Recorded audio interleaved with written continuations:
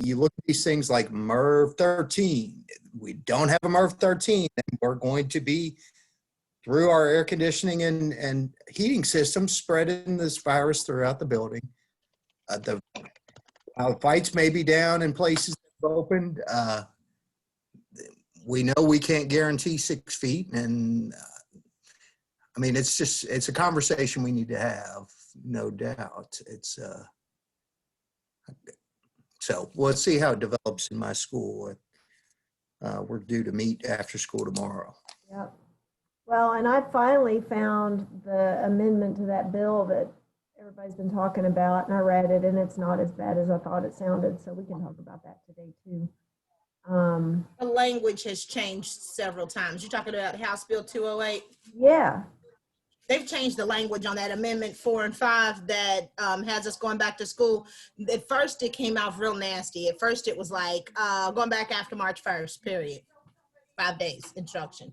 And then they changed it. And so now they're trying to include in that language that you have to apply for additional NTI time. So, I mean, all it does is just give them a way to tell you no, but act like they're not. So I think that the language is still very insensitive to communities that can't really go back and be safe.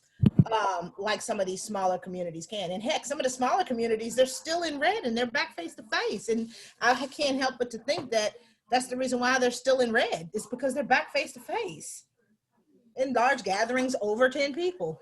How could that not be a super spreader event? I mean, It doesn't make sense.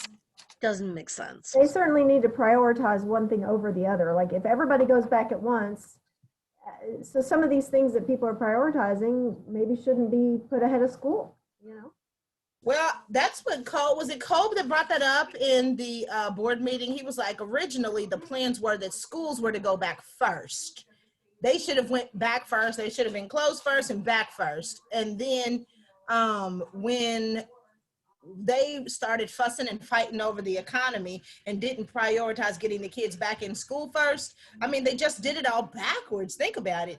If parents got to go to work, kids are going to be left home by themselves, and guess what? Nobody's there to help them with their work. So you push the economy open. You didn't care about the kids, and then all of a sudden now the kids are failing, and you're like, oh, well, they got to go back to school. No, you should have did it the other way around. Make sure that they were going to be okay first, health-wise, and then send the kids back, and then let the parents go back to work once we can make sure that we're managing the virus with the kids in school, period. That made sense when he said that. I didn't realize that was the original plans. So, hey, I'm going to interrupt for a second because we have a guest with us. Her name is Lee Robertson, and we need to give her a chance to introduce herself and also us introduce ourselves to her. This is very informal. We're just, you know, as people were coming on the call, we were chatting. So we haven't really like started the meeting or anything yet. So, but we want to say hi, Lee, and not be rude. Hi, Lee. I was trying to unmute me there. Hi, guys. I'm texting with Tia right now. Tia Edison's the one that invited me in. She's a friend of mine.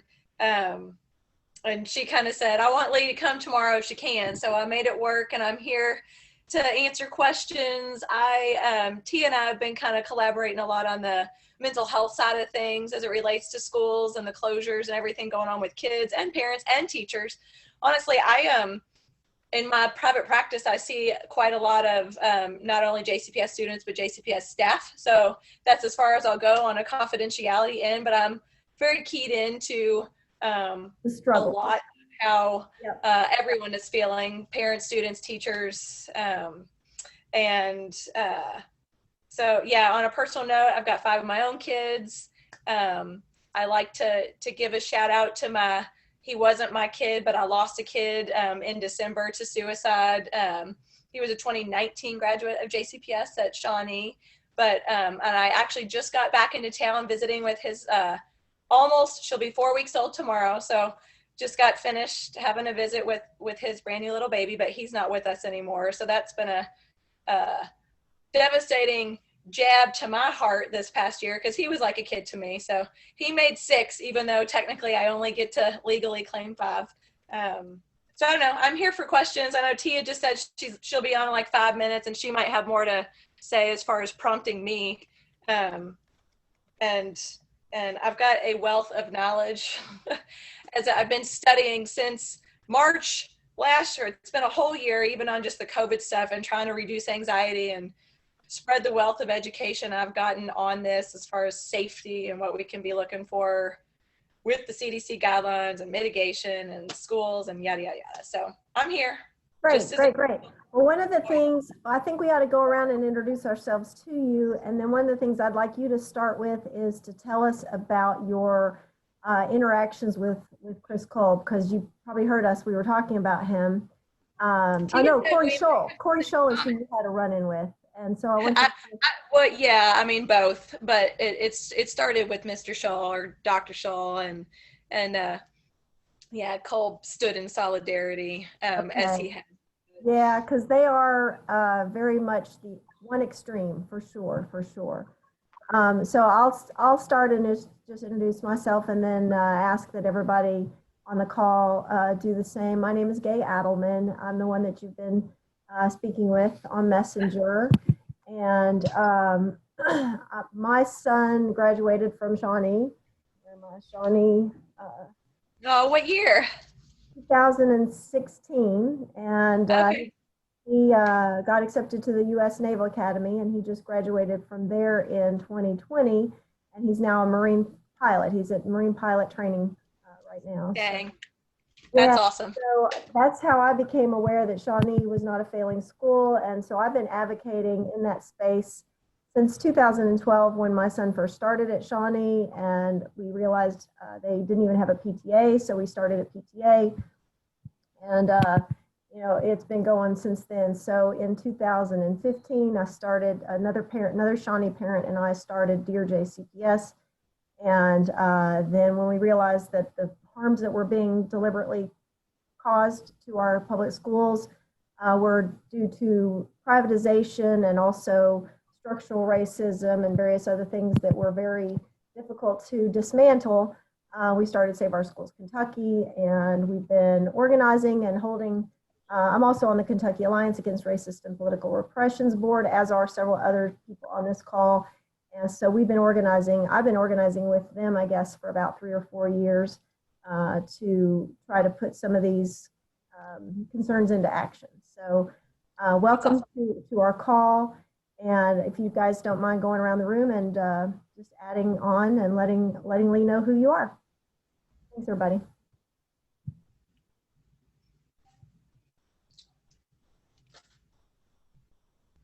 Okay, I'll go next. Lee knows who I am. I'm Tia. Everybody, I'm not sure if I know who Olivia is, but I know everybody else. And I don't need no introduction.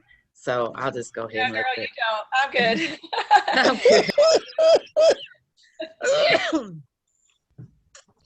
I'll go next just to keep the anticipation at bay, and I'll be done. I'm Yvonne Rivera. I teach Spanish to the cutest kids in the world at Wilder Elementary. I'm a member of JCTA, and I'm, you know, big troublemaker. So, Well, some might call me that too. good trouble.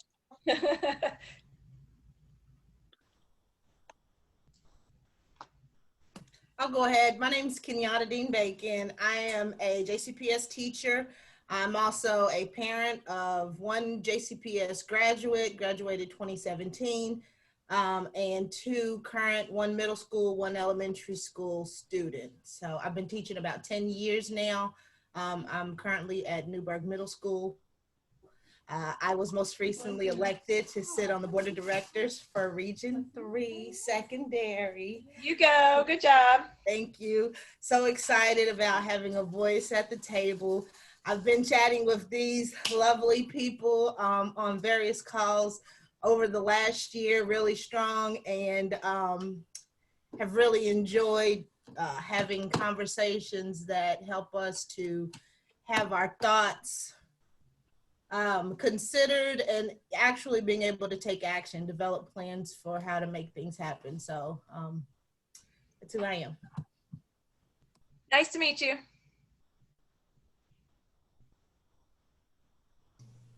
Hi, everybody. My name is Liv. I'm one of the student representatives on this council, and I go to DuPont Manual High School. I am also the outreach editor of Manual Red Eye. Cool.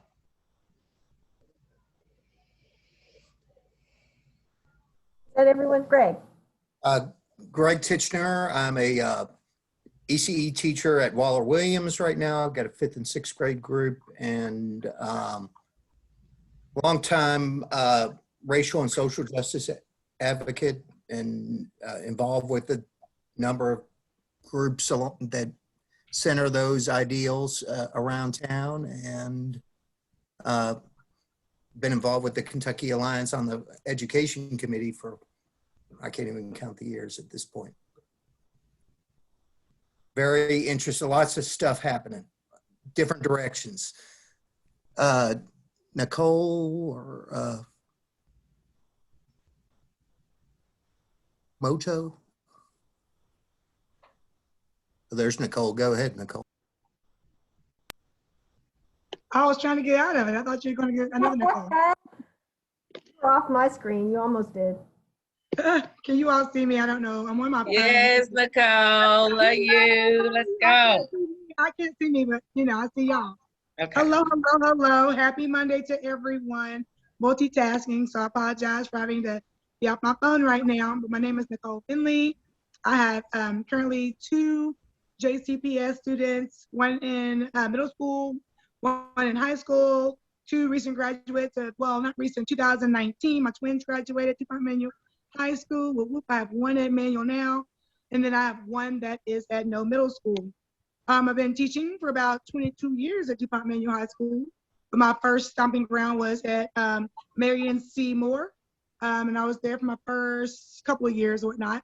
And that's who I am. I'm here to do the work and figure out ways that we can be, support our community that much more and be that positive difference. Thank you. Awesome.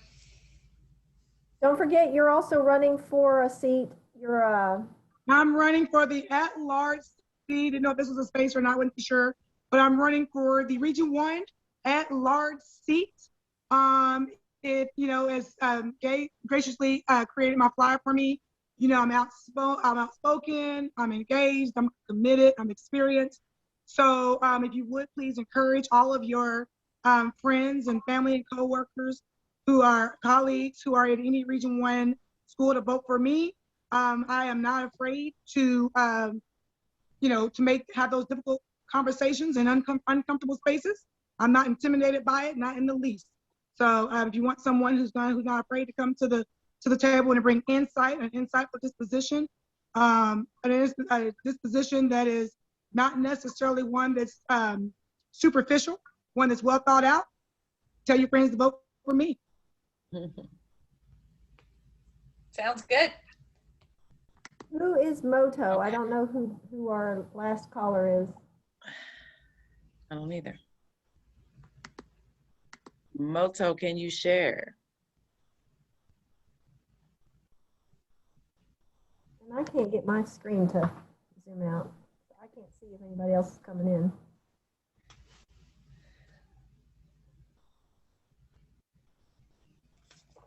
Hello.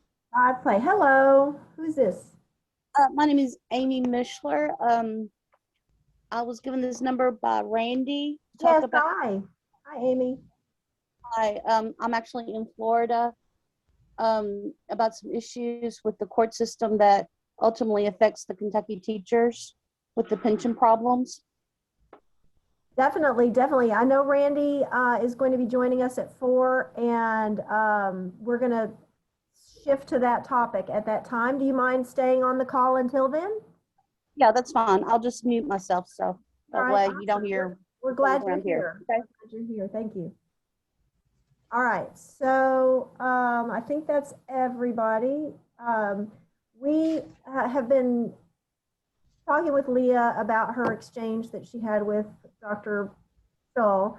So Leah, would you kind of fill the rest of the group in just a little bit about, and what time do you need to go? We're thinking till 4 o'clock. Is that a okay? Yeah, I have plenty of time. I just have I change around my schedule, so I've got a client at 5 o'clock. So I've got I've got plenty of time Okay. between now and 5 o'clock.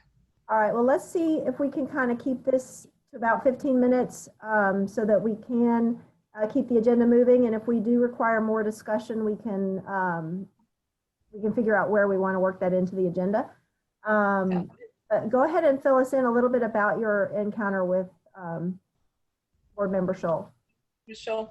Well, I have been, as a mental health professional in the community, been reaching out to the board, and really it's a group email I send to polio and every board member together, and occasionally a couple other people are included on it.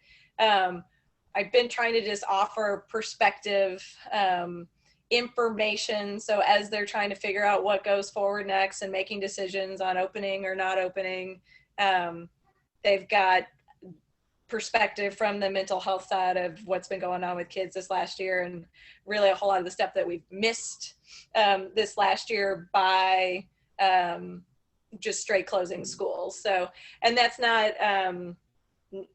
not missing out the recognition of everything that has been done, and I'm aware because I've been one of those people that's doing all those things. So my concern lies in the as much as we can say, oh, we reached this many kids, or we fed this many kids meals, or we still treated this many kids for therapy or speech, whatever the thing is, there's still a whole lot that aren't getting what they should be getting. And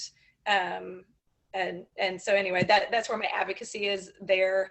And I had been, I've been in contact and kind of been observing, like the groups of parents and students and even teachers I know that are wanting more of a voice. And I've started the last probably, I don't know how many months at this point, I've had just people are coming out of the woodwork reaching me and saying, please don't stop talking. I can't say what you're saying, so please don't stop doing what you're doing. I'm so glad you're putting this information out there, because nobody's talking about it. And it seems like a lot of people are afraid to talk about some of this stuff. It's uncomfortable stuff, I guess, because the truth and the reality of the not great stuff that's come out of pandemic mitigation and closures is really, for me, it's like, it's sick when you, even just worldwide, the toll of things that have gone on because of what we've done. But I'm gonna try not to prattle too long. So anyway, I've been sending out messaging to the board. Friday morning, I started with my Monday morning or Friday morning message. I try to be very diplomatic and professional in my delivery, but I've gotten a lot of parents and other folks that feel very dismissed by some of their board members and shut down. So what they've sent kind of doesn't get much feedback at all. And I'm like, well, okay, I'm a colleague in the community. I'm going to go to bat. I'll try to be a voice for you. So that's what I've been doing. And Friday I sent an email, and I keep my Facebook page public.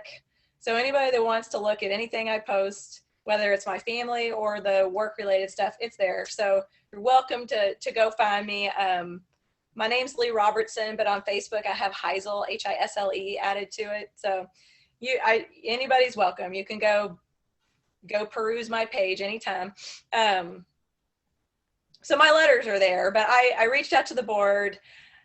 I started off with the discussion of kind of trying to approach things that, listen, if we've learned anything since 2016, the way leadership communicates to people, their constituents, really matters. That I don't know that I don't know, maybe some of y'all would argue on that. I don't know yet, but the last 4 years really highlighted that the way our leaders talk to people is well received or not. So I kind of started out trying to call attention to that, said a few other things, quoted a couple board members without naming them, that was representative of not being great leaders, gave some facts and information, and then I got a fiery response back from Scholl that didn't address any of the information, but defended me using his quote that he had previously said to me.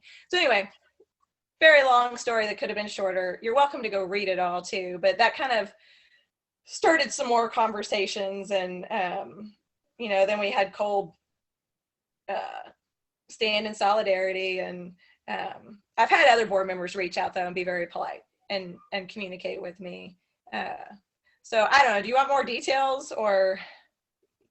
So I think that what we really want to do is kind of get into the heart of the discussion, which is, you know, going back to school, returning to school safely, families that you're concerned about, which is definitely a large constituency that needs to be concerned about, while at the same time we're juxtaposing it with the other extreme of people who are at risk, teachers who are unable to return to school. And you know, how do we balance that? How do we find the solution that is best for, especially best for our most vulnerable, which is usually, oftentimes, especially in the pandemic, our minority, in particular Black families, right? So it's a racial justice issue. So we want to keep the focus on racial justice, not solving the problem for the majority or for, you know, the loudest,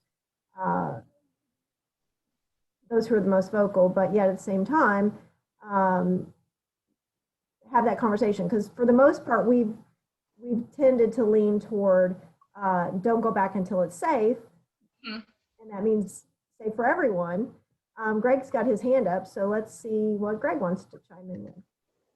Yeah, I just wanted to weigh in and clarify a little further. So I'm at a school where it's just a heartstring puller either way. We've got a lot of kids that are already living with secondary family members, and God knows, I know the best mental health place for them is not at home in that place day after day with the same people, but at least they're alive. And that's, it is really tough for me. That's where I'm struggling.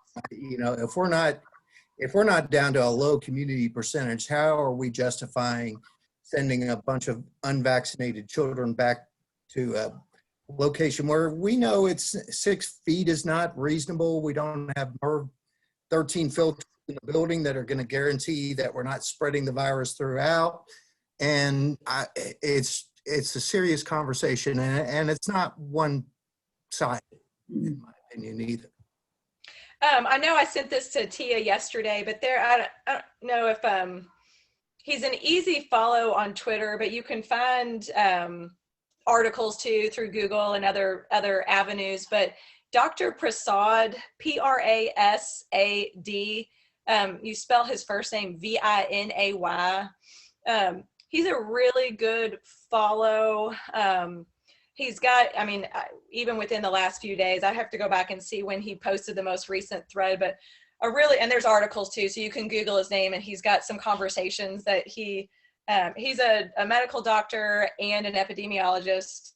So he's versed. He knows what he's talking about when it comes to this stuff and COVID, but he's got a really good explanation for why he believes couple of the things from the CDC guidelines, like the 6-foot distancing and the color-coded, I'm trying to remember the 6-foot distance and the color-coded community mitigation measures aren't necessarily based in science. It's worth reading without me saying everything he said, and just kind of, I invite you to go look into his perspective as the medical doctor and epidemiologist in it.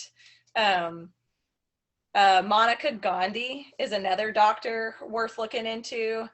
She's and these doctors too, they are in full support and vocal on their support of teachers and the safety of teachers. And Monica's been one that's been super high on the advocacy for this is why, because I believe all these things, and I also believe we don't need to worry as much about these things from the CDC. I do think teachers need prioritization in the vaccination. You know, so we need to make sure everybody's got the right safety measures that's offered to them. But those two doctors, I have a whole list, so y'all are welcome to email me too anytime, and those two doctors in particular would be a good start as far as a deep dive down the rabbit hole later tonight if you feel like seeing their perspective. Jay Bhattacharya, have any of you heard of him? He's another one. It's a mouthful of a last name, Bhattacharya. I'm going to spell it wrong. Bhattacharya. He's worth a look. He's like genius level. In the beginning of the pandemic, though, he was somebody that was kind of thrown under the bus with his perspective, and then they came back around and were like, oh, you were right. So I just add that. Those guys are worth a look. Okay, so this is what I want to say real quick. That the happy median needs to be still the entire advocacy for the children, all the children, right? So the way that we need to do that is not banner back and forth like whose information is better, but we got to hold this district accountable for giving them the services that are needed. Because right now, all of this, like we can do all the research we want to, but if we don't implement it and bring it back into the school building, into the classroom, or in front of that student, then it's pointless, because we're still, in 5 years, we'll come up with something new to do, and there still will be bullying. Because this is what the perspective I want to bring is that I remember right before we ended this pandemic, I thought it was my worst year teaching ever. And I want to say that because we had so much bullying and nothing was being done. We had our suicide rates were sky high. We had fights after fights after fights almost every other day. Then that's when the teachers end up they didn't tell us about this pandemic, but it was here before they said it, because every teacher was starting to get sick to where we couldn't even have a break. We had to cover everybody's jobs because the subs, that we ran out of subs every day. So every day I didn't even have a break. I didn't even have a break to take my lunch, do anything. And so on top of seeing a mall of kids fighting and screaming and nothing what happens is the admins come back and they go back into the classroom, go back into the classroom. You're taking all of these kids that have escalated to a point, and then you're shoving them all into the same classroom, and you're telling us to make sure that we get to teaching these standards. And no, there was just a big brawl, and they were hooting and hollering out there over this, of them beating some girl up. You know what I'm saying? Like, I cannot calm them down. You can't ask me to do that. So these are things that are not happening in the school. They're not being implemented correctly. You don't have the right people. We don't have enough physical bodies of adults to manage 100,000 kids. That's just where I'm at right now, because I don't want everybody jumping back in, nobody getting any type of mental health, whether it be that you are, you have become antisocial, and now this is a shock of you coming around and being social, or you're social and now you're coming to school and it looks like a jail because you can't talk to nobody and you can't sit where you want to sit. So all of these things, nobody is discussing but us right now in this meeting. So moving forward, we have to give demands to the district. If you're going to open, we need you to do this in every identified school that needs to be identified. And how do they identify it is question number one. Question number two, what are y'all going to do? So we have to do, this is the key to success, monitoring and accountability. Who is going to monitor it? And if it's not done right, who are we holding accountable? And that's it. That's all, y'all. Like that's all I'm gonna add to it, and everybody else can jump in and figure it out, because Tyra done had me have a whole bad day today. Okay, We have a whole bunch of shit going on somewhere else, and I can't even concentrate right because of this. I'm sorry. Can I chime in off of what Tia was saying? Yes, ma'am. So I hear everything that you're saying, Tia, but my concern goes right back what you were saying, is the equity issue, right? Because when you think about the equity issue here, who are the ones who are going to be most negatively affected by this? It's going to be the Black and brown kids, because if we get it, we tend to be the ones who are going to to die, right? So we have the largest death rate. So my point is, why then are we allowing kids unmasked into the building? Why are we then allowing teachers unmasked into the building? That alone just is an equity issue within itself. You're saying that one life is more important than the other, right? So because most likely, who do you think are going to be the ones to have the doctor's notes to say they can't wear a mask? Do you think it's going to be the Black and brown kids, or do you think it's going to be the other kids? Who do you think are going to be the ones with the notes, right? So is that fair? Secondly, are parents being notified that their child may have a student sitting next to them without a mask? Right. Imagine, and then it goes against what you were saying about the mental health. Could you imagine that child who's sitting in that class, who just lost both grandparents to COVID, and that child without the mask sneezes? What about that anxiety? What about the anxiety of kids just sitting there looking at a person without the mask, wondering if they're gonna cough and sneeze, right? So I guess those are my major concerns when it comes to that. And yeah, the research helps because that just supports whatever demand that we have, right? So whenever you have the research just goes to support whatever demand you're saying. You're saying research shows this, so our demand is that. So, those are just that's my 3 cents in regards to that. Can I add to that, like regarding, and maybe you all have the answer to this. I've been watching most of the board meetings, the evenings and the town halls as much as I can check. When I'm not at work all day long, I'm also a full-time driver to my 5 kids because they've got all kinds of activities and things that they're doing. And but if I'm sitting in the car somewhere, I can turn on a meeting and listen along the way. On the mask issue, are kids allowed to come if they start back to school, let's say March? I haven't heard if kids are allowed to come choose in-person learning with an exemption for wearing a mask. And maybe you all have. I asked the question as a parent, and I've asked that question as a teacher. I've asked that question to the principal. I've asked that question to every assistant principal, including our return to school team. So that one seems fairly simple as a demand. They said it was about, you can't, something with the law, I can't remember what law it was, of saying that a child, because they have a health challenge, cannot be deprived of an equitable or equal education. I have to go back to find the email in which they responded, but that was the argument.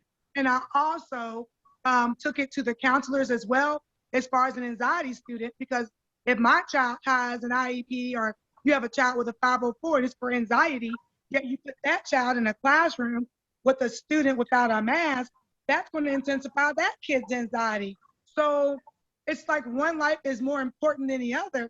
And it's, because my suggestion was, why will we, if anything, at the least notify the parents so the parents can make a more educated decision for their children. If you as a parent know there's a likelihood that your child is going to be in a class with 3 unmasked students, then you can be in a better position to say, well, I'm not willing to take that chance and not send my kid. But what about you send your kid to school and then that kid does have COVID, you are not made aware, which again is an equity issue. That kid with, we know we have to mask our kids. They know they don't have to wear a mask, but you're not keeping our kids safe. So that's my concern. At least at the minimum, my demand is notify me as the parent so that I will know who's sitting in my kid's class. Okay. I mean, that seems fair. I hear what you're saying, because I guess on one side too, someone could say, well, if that is truly a huge concern and there's no way to know, then that group of parents and kids might have to choose the home option. Kind of like if you were at a store. That's an equity issue. But that's an equity issue. I hear what you're saying. The reason who's going to be in there, those kids, because let's look at the way the educational system is structured and set up. It's set up as a babysitting center. So those working class parents, was going to be predominantly Black and brown kids, their option, they do have to have, that we are set up to be a babysitting mechanism for them. Those grade school kids, they have to go back to work. There's not been any other relief bill passed. So, and on the access to education. They have to go back to work Just because they send their kid back does not mean they want to send their kid into a death trap. Their kids should still be protected. Those are the ones who have to. The one who has the note from Uncle Bill, who wrote them the note, they're the ones who can stay home.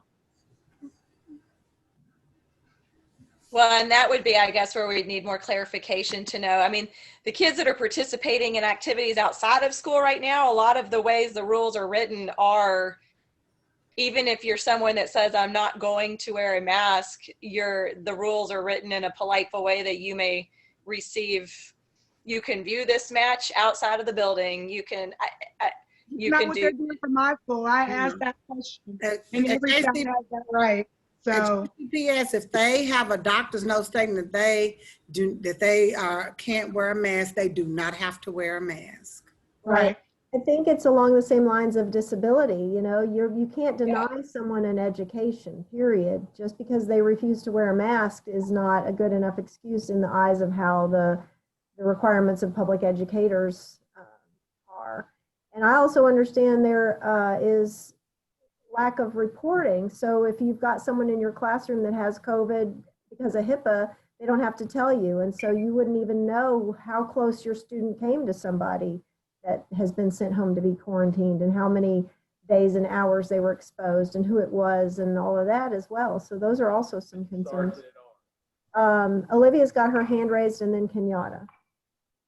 I will say, when I asked about being able to, like, when people didn't have a mask on in the classroom, like, what would my options be if I still wanted to return to school, and they did say basically stay home, that was my only thing. There was not another option for me, although they said, like, Manual may be able to have some sort of thing where you have like a separated place that you can go before you go to a classroom with somebody without a mask in it. Maybe there would be like a room or something that you could do online class in for that period only.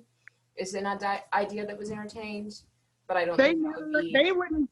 That's not. I asked that question. They told me they could not separate students based on health conditions. I asked if there could be another spot, and they said no.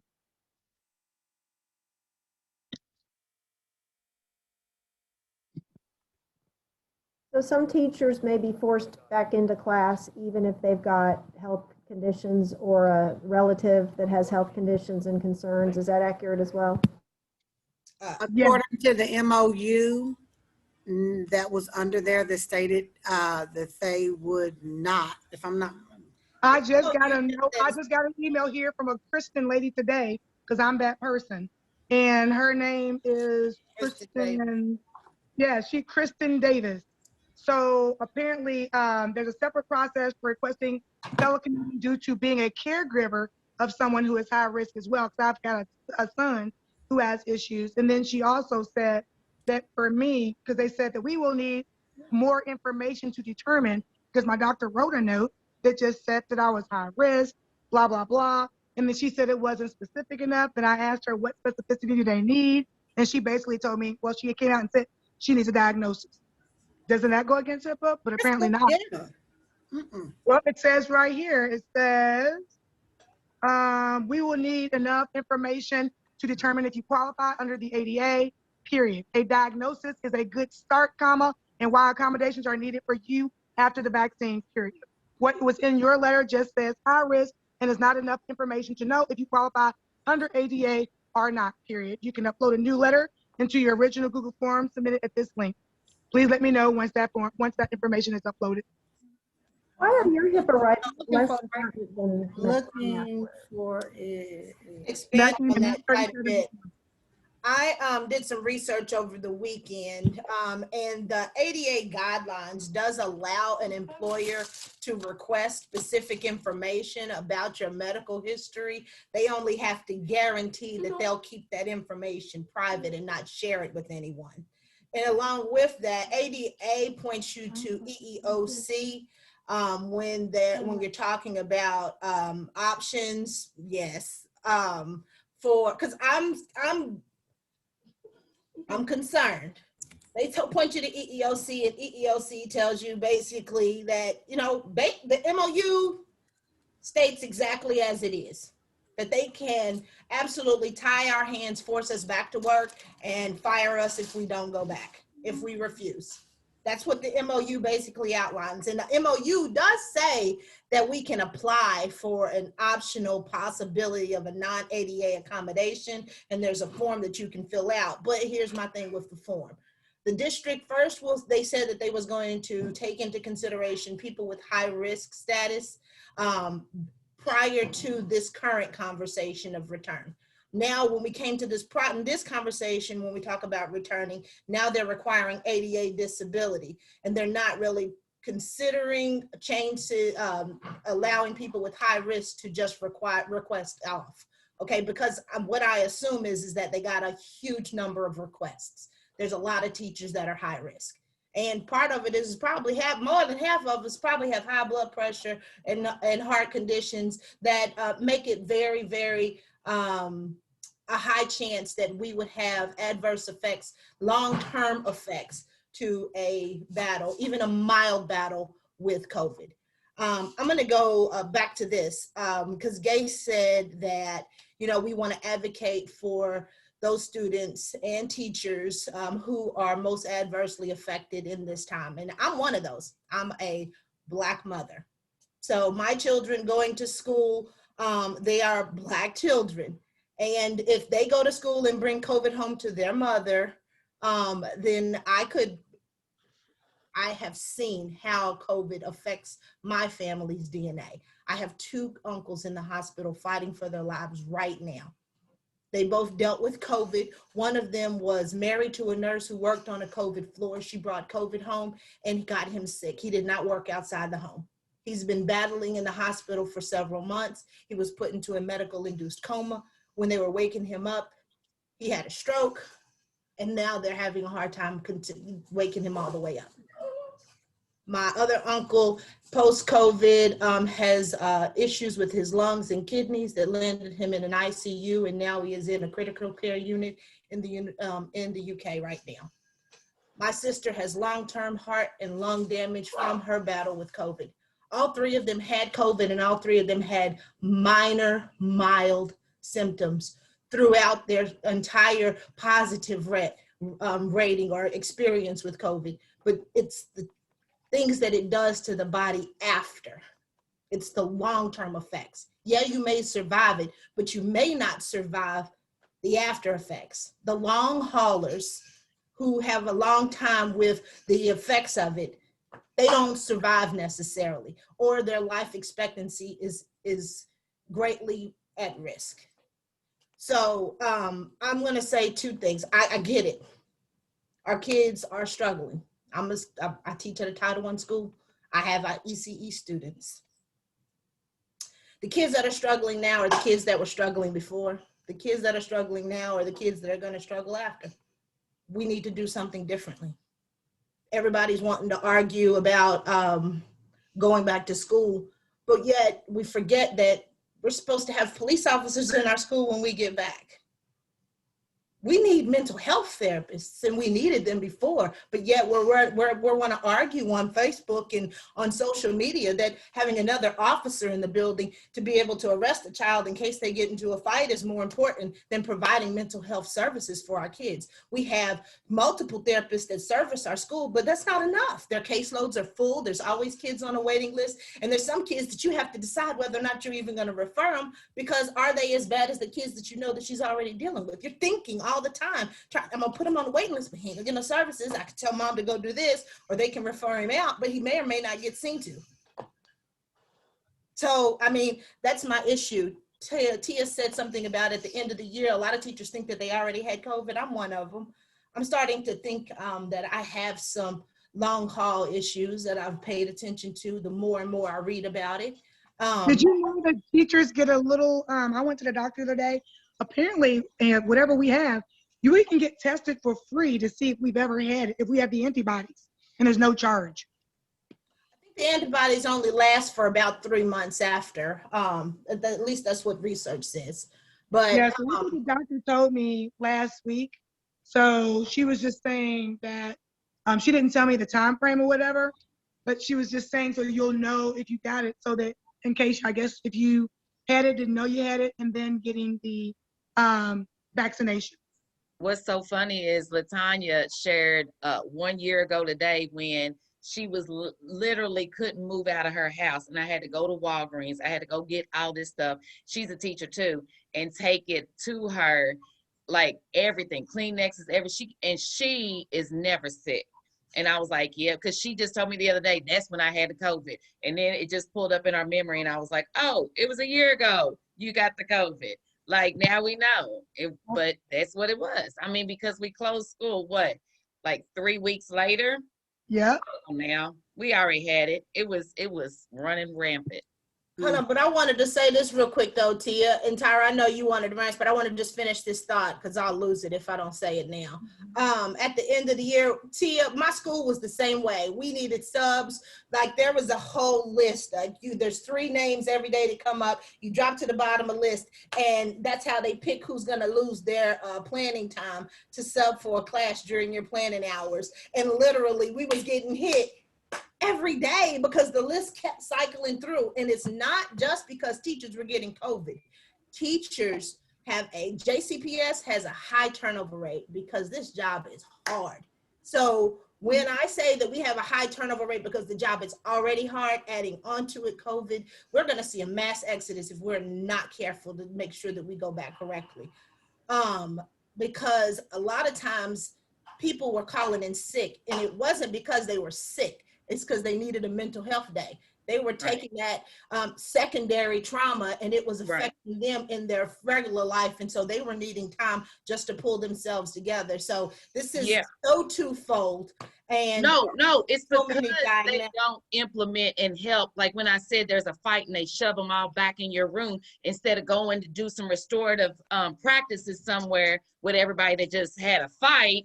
You just want to shove them in everybody's room and then shut the door, and then we're in there and they're yelling at each other, and then you got another fight you got to break up, and we don't implement what we're trying to tell y'all is restorative justice, mental wellness. None of that stuff gets done on a regular. Like, it is not common practice. It is not best practices in JCPS. Right. And I just want to, can I What add are you on going to do if they start fighting and their masks come off? What are y'all going to do? We have 2 people with their hands up. We have a new person who has joined us, so I just wanted to stop for a second and everybody say hi to Verban. And tell me how to say your name. I'm sure I didn't say it right. Verban? No, you said it right. It's Verban. Verban, like bourbon. Rhymes with bourbon? Yes. Okay, I can remember that. And Amy is still on the call, patiently waiting for us to introduce her, but I'm waiting for Randy to get here. Randy said he was going to be here a little after 4, so I hope you don't mind continuing to wait, Amy.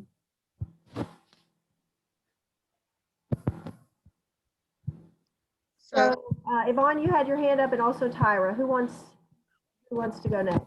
I was just, if Yvonne, I just want to say something about the ADA, the statement. I know what we've been getting in the email about the ADA. According to the MOU, the district shall, when determined reasonable and appropriate, provide special permission, including, as appropriate, the option to teach virtually from home for employees excuse me, who have members of their household or individuals for whom they are a primary caregiver or at heightened vulnerability to COVID. I just wanted to get that statement out there. So that was just to clear up the ADA. And I don't know if did you all get another email today about COVID? I mean, about the accommodations? No. What did that, where'd you get that one again, Tyra, please? I'm sorry. Where did you get that again? That's on the MOU, the Memorandum of Understanding. So maybe that's when they're talking about like extenuating circumstances. You could, maybe they'll consider it under extenuating circumstances or whatnot.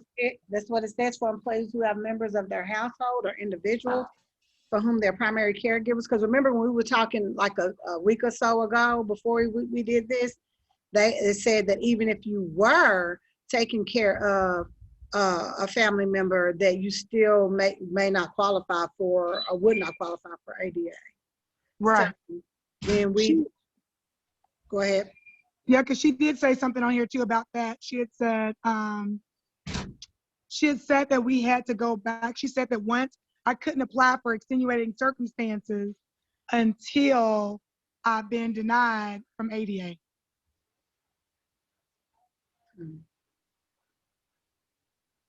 The ADA is very strict on accommodations for anybody other than yourself. My understanding is JCPS has said they are going to go beyond that. That's why they sent around an email saying about applying for a non-ADA accommodation. That's what that jargon's about.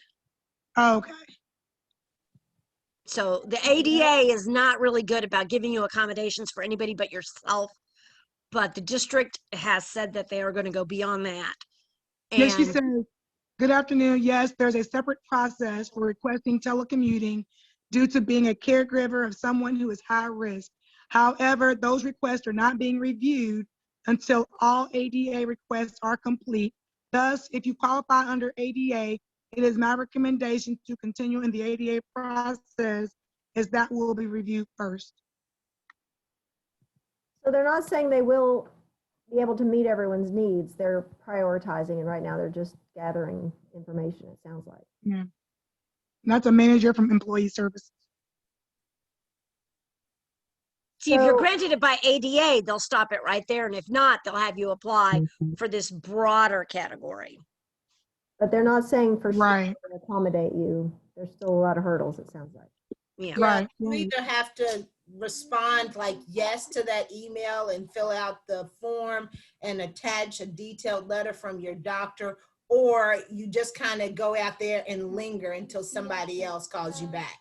So it's not a guarantee that they automatically send that email. And from what I've heard, it's intentional. They're not trying to put it out there.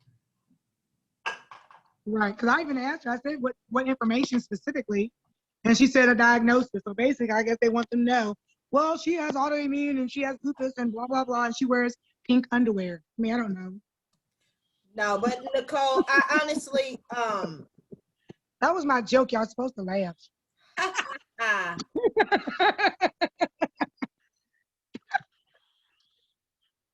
Sorry. Keeping it serious, keeping it serious. Yvonne, did you get a chance to talk about what you had your hand raised for? One of the things, my biggest concern is that about the ventilation.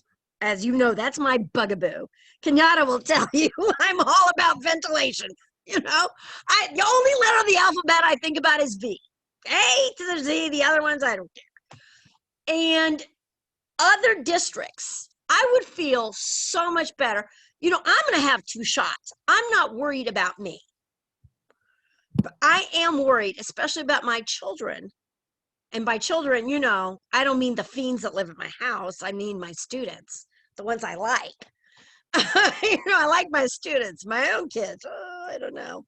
But anyway, that was a joke too. Thank you, Nicole. You gave me an opening for that one. You know, I'm at a rich school. And even with that, a lot of my students live with their grandparents who are not quite old enough to get in under 1B.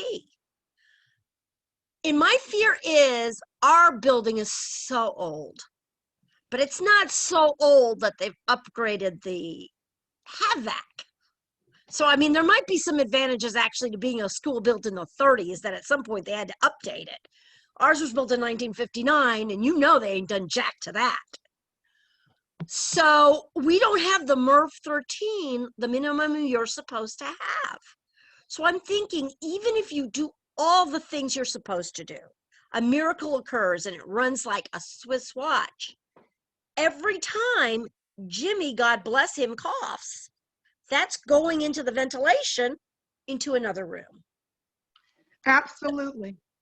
So I'm not sure how meaningful it is to tell you who's sitting next to your kid if all that air is recirculating everywhere.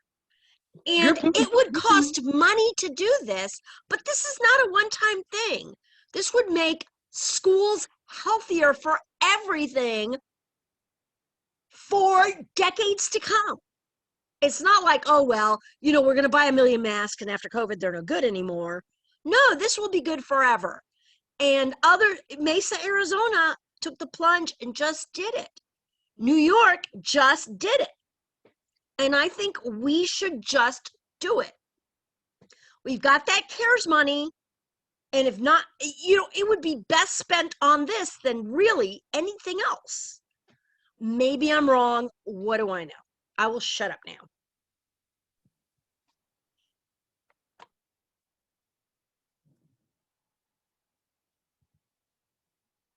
So I know we've got a few other things on the agenda, and Lee, we'd love it if you'd stick around because we are also going to talk about legislation, and there is a bill that has an amendment that talks about returning to school. So we'll be talking about this some more even when we've changed the subject. So stay as long as you can. I was waiting for Randy to come because Randy is going to introduce Amy. So if we want to keep talking about if it's okay with Amy also, I want to just check in with Amy and see if she is able to respond. If you guys want to keep talking about back to school a little bit longer, do you still have some other discussions you want to have around this? I have a meeting at 4:30, so I'm gonna jump off if I get done soon because I know how long y'all can stay on. I'll be back. Yeah, come back. I have a question about the MERV 13. So is the MERV 13 to 15, is that, because people are saying, oh, that's still not sufficient enough to catch the coronavirus particles. Is that small enough to catch any virus in the air? I can't hear you. Sorry. Yes. According to the American Society of Heating, Refrigerating, and Air Conditioning Engineers, they're like the expert on this. 15 is better, but 13 is good enough. Okay.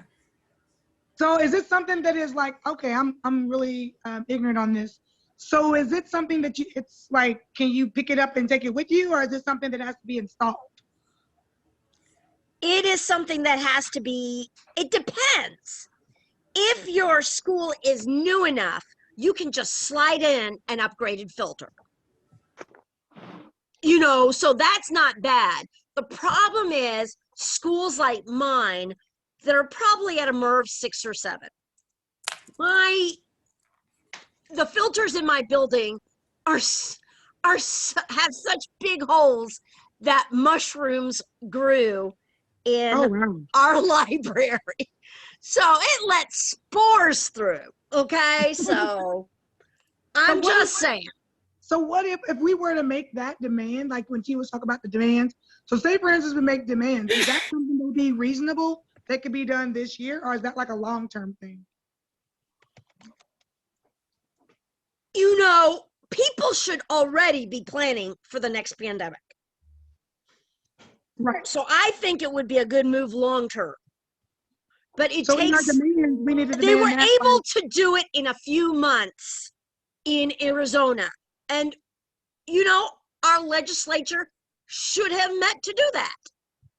But, you know, other issues are more important, like, you know, dismantling pensions or charters. And let's not forget vouchers. So are we going to make demands, or, I mean, because if you think about it, if we're wanting them to put these things into place at the latest, I guess, next fall, because like what you're saying, you know, we're sitting back. If you watch the news, they're saying we're just sitting around waiting for the next pandemic, right? They're saying that this thing's going to mutate and change into this and that and that and this, whatever. So what are we going to go about trying to make some demands and put that in writing so that they'll know what we requested, you know, in March or August, so that we have the argument that we actually, you know, we've raised that concern and it's documented, and that they did indeed sleep on their hands if it has not come to fruition.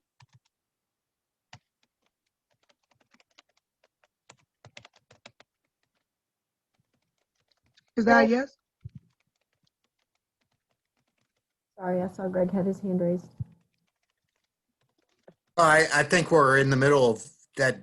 We need to figure out what we're asking for sure, Nicole. And I guess my question relates to that in the fact that I'm part of the teacher admin assistant, and I've asked our principal to include custodial staff. And I think it went out to our larger building on the reentry plan and examining it. But I would like to hear from people who have done REAPs before. I've walked through one, but I feel like that's exactly what we need to be doing in every school when we're having this conversation, is unpacking this return to school plan from a racial equity lens. And I'd like some advice from those that have done it before. They have done what? Have done or who have reaped something before? REAP, yeah. Something to the reap? Yes, ma'am.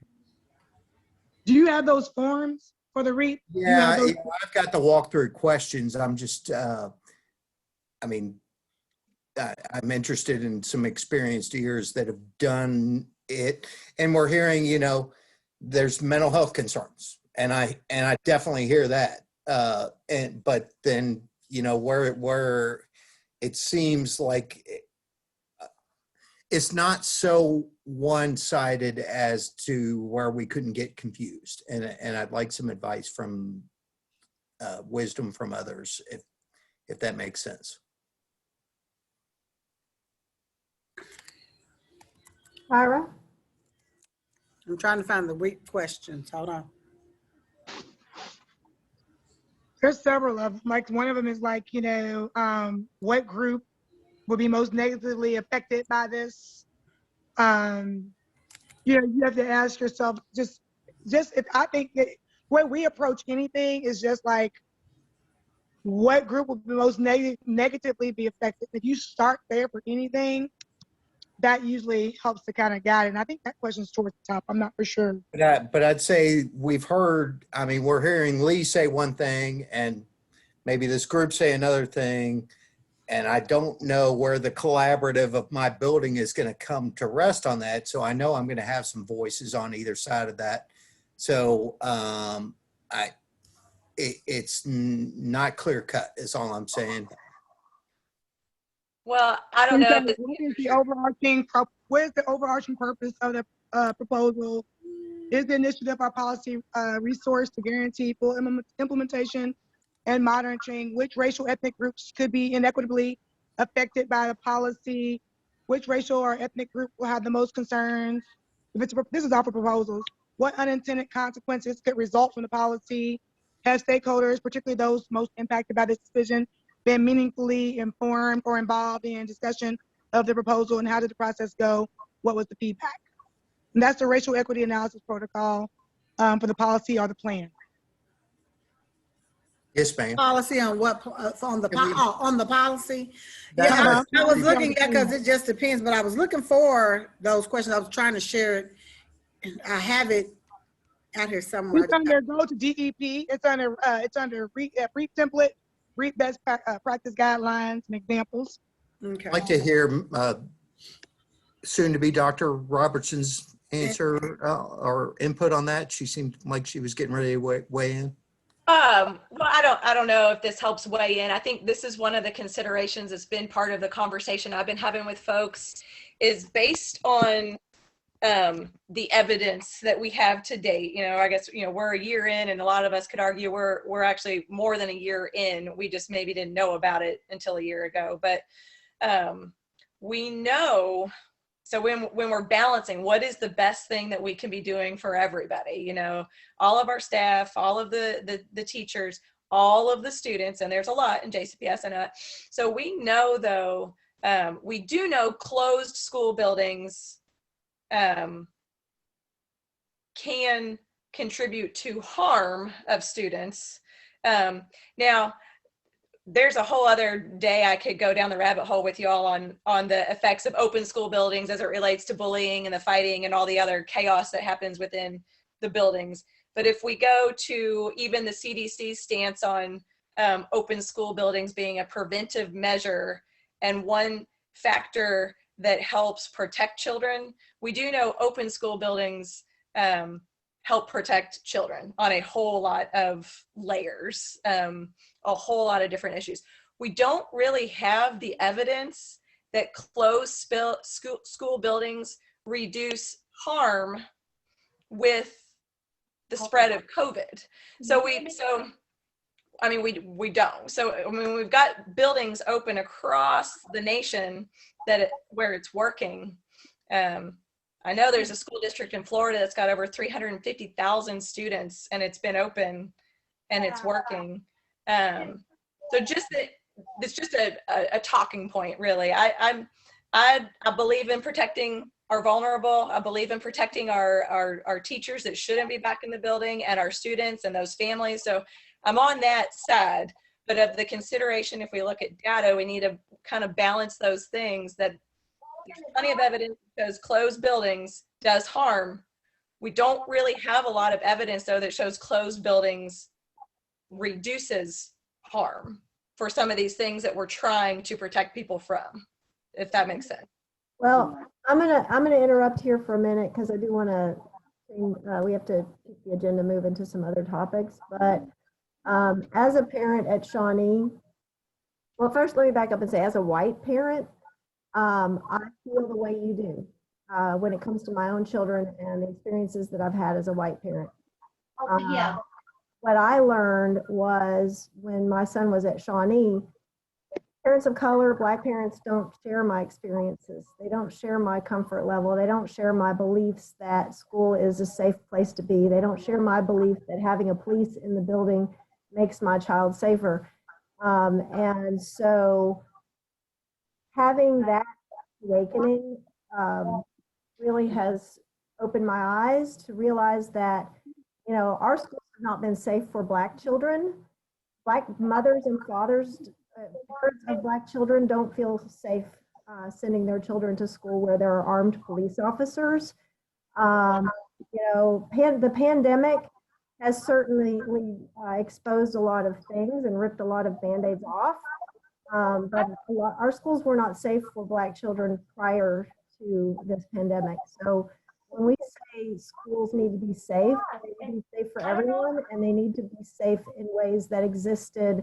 We need to address the concerns that existed even before the pandemic really kind of just stopped time and made us painfully aware of these disparities. So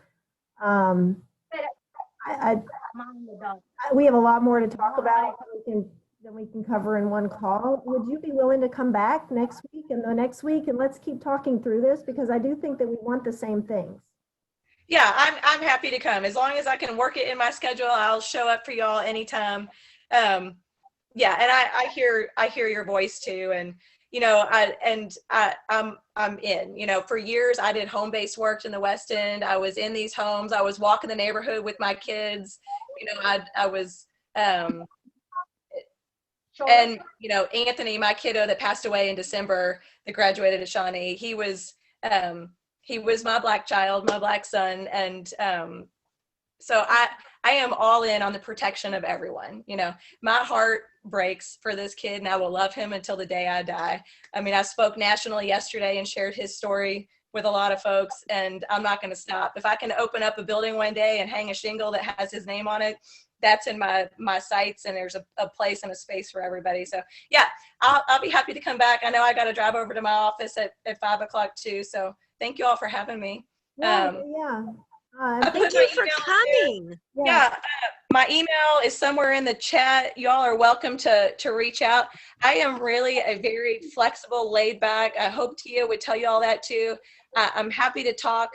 I talk to people all the time, and we don't always agree, and I welcome that. I don't want to always agree with everybody I talk to, so I hope I accept that. I want to hear what other people have to say. I want to just talk. So that's how we learn, and that's how we grow. So I hope you all have a good night. Thank you for having me. Absolutely. Thank you. And I'm going to sign off here in a second. And thank y'all. Thank you. Does anyone who has their hand up still want to say something before we change the topic? Anybody who didn't raise their hand want to comment before we change the topic? I just think that we need to I'm trying to really, lower my hand, but it won't let me. I just think that we really need to make sure that the parents, I mean, as a mom, the most frustrating part for me, I think, is just the communication. It's like, you know, when they say things like, oh, school is, you know, schools are safe, they're not proven to be super spreader, or they're not this or that, they're not that. And I'm just wondering, like, how many, I want to know, like, they're not, it's like they're playing on our ignorance. Like, I'm like, well, what school sizes are you all dealing with? Because JCBS has more than 2,000 students. And I'm like, when you say it's not a super spreader, so you mean that, you know, not that you're saying that schools are safe, or you just saying that schools are safer than, you know, a bar or a mall or whatever. Yeah. It's like, I'm listening, you're saying they're safe, but then they'll throw on the end of it, like, you know, there's this percentage of people get, you know, COVID from a bar or from a mall or from whatever. So you're saying basically that the school is safer, not that the school is safe. Right. Does that make sense? And I think that's what when we talk about this ventilation, I'm sitting here thinking about the ventilation and all that.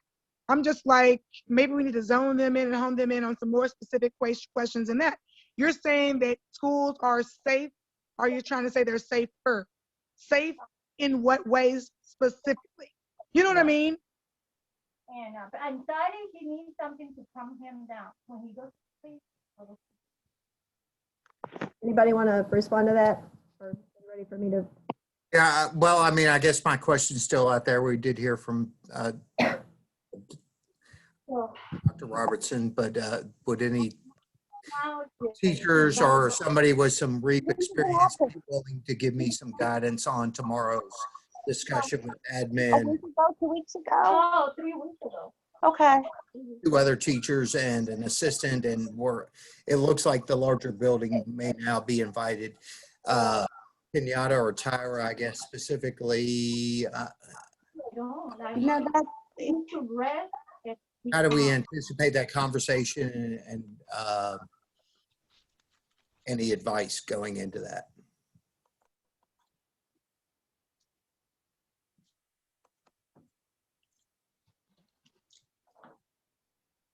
I've never successfully completed a REAP on anything, to be honest. But I do know, I think her name is Candace. She's on some of those committees with us through HCR. Crawford Morrison, I think is. Yes, I know she has some experience with it, so we may be able to get her to help us walk through it just a bit, so we're more familiar when we're writing our plans.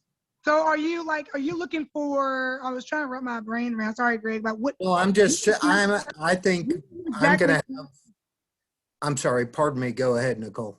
Okay, yeah, what exactly are you all proposing something and you're wondering how to read it in before the meeting tomorrow? No, I just saw Kumar suggested that anybody connected with is it CRC committees, whatever, the return to school collaborative that's been presented. And, you know, I think I'm going to have Black teachers saying we have to be back in school because of the concerns Mrs. Robinson has been presented in it. And so as a white man specifically, I'm a little concerned that I present my challenge on the other side in the right light, as if that makes sense. What's a for example? Could you give me a for example? Because our kids are desperate. We get the end of the line emotional behavior disabilities, and I've had 5 hospital trips, and it could have been a lot more because of they closed a lot of hospitals to admitting children. And I had kids that I worked with for 1.5 years that I transferred out in January, and they were, when the change in routine happened on change of routine with COVID-19, they're exploding. So you're trying to get a plan together. So do you want school to open or do you not want school to open?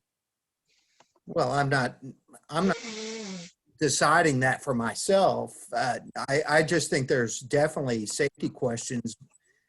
And I'm willing to go with what the larger community decides too. So when you go into this space, I mean, I was just trying to figure out, so when you go in, when you get the REAP or the plan you're trying to put together, are you trying to approach this meeting because they already have a plan, and then you want to come in and you want to put it, you want to put the plan that's already in place? Because the committee you're talking about is the Return to School Committee, right? That's not what I'm saying either. I'm saying I haven't decided. I think there's questions I need to have answered before I'm going to support an in-person return. So how do I have that conversation with my admin? But you need to look at the REAP. You need to look at your plan. You need to REAP that. You need to get whatever plan, go to the website, pull up your school. Your school is supposed to have already had their return to school policy posted. So once you pull that up, then you just go through, I think someone dropped it in the link. Go through that now. I've done that personally.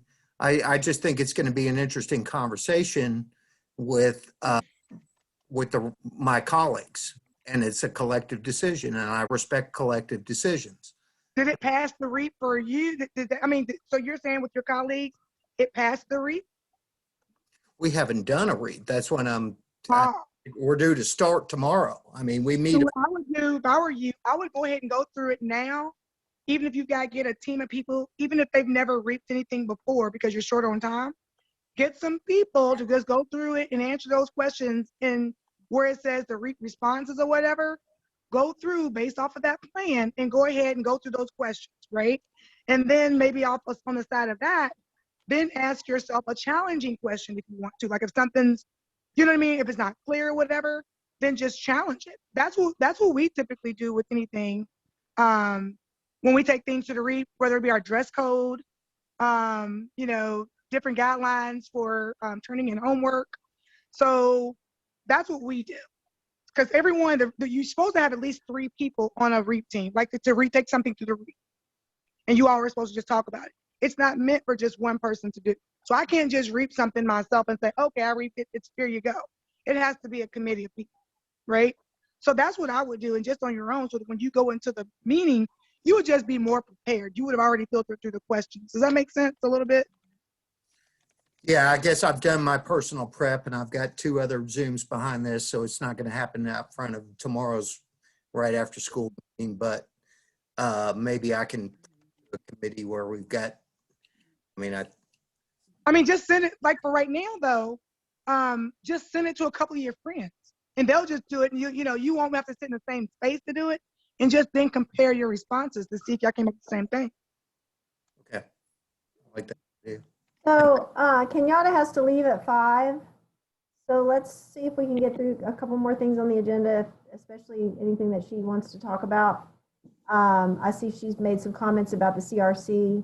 You want to tell us what you're talking about there, Kenyatta? You're muted.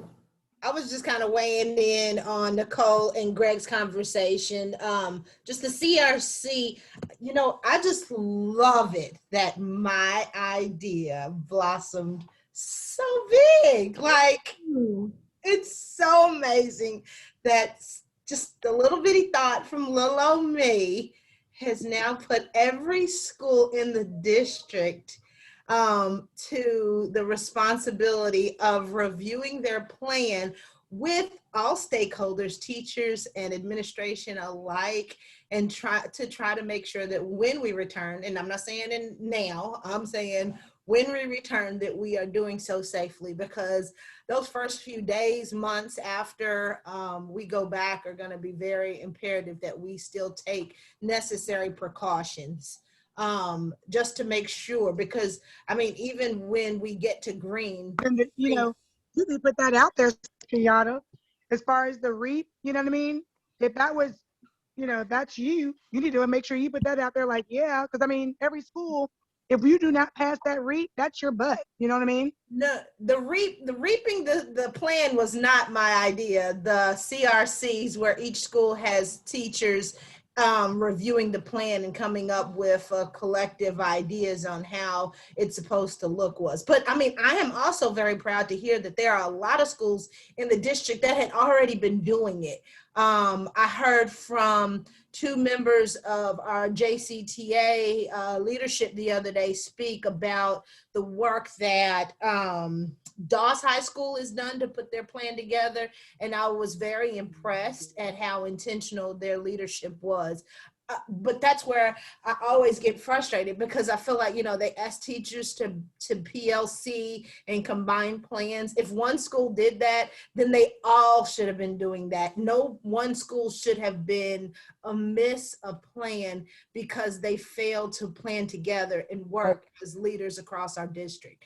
That it really makes me sad. That goes back to accountability, doesn't it? Because it's like what Tia was saying, that accountability piece.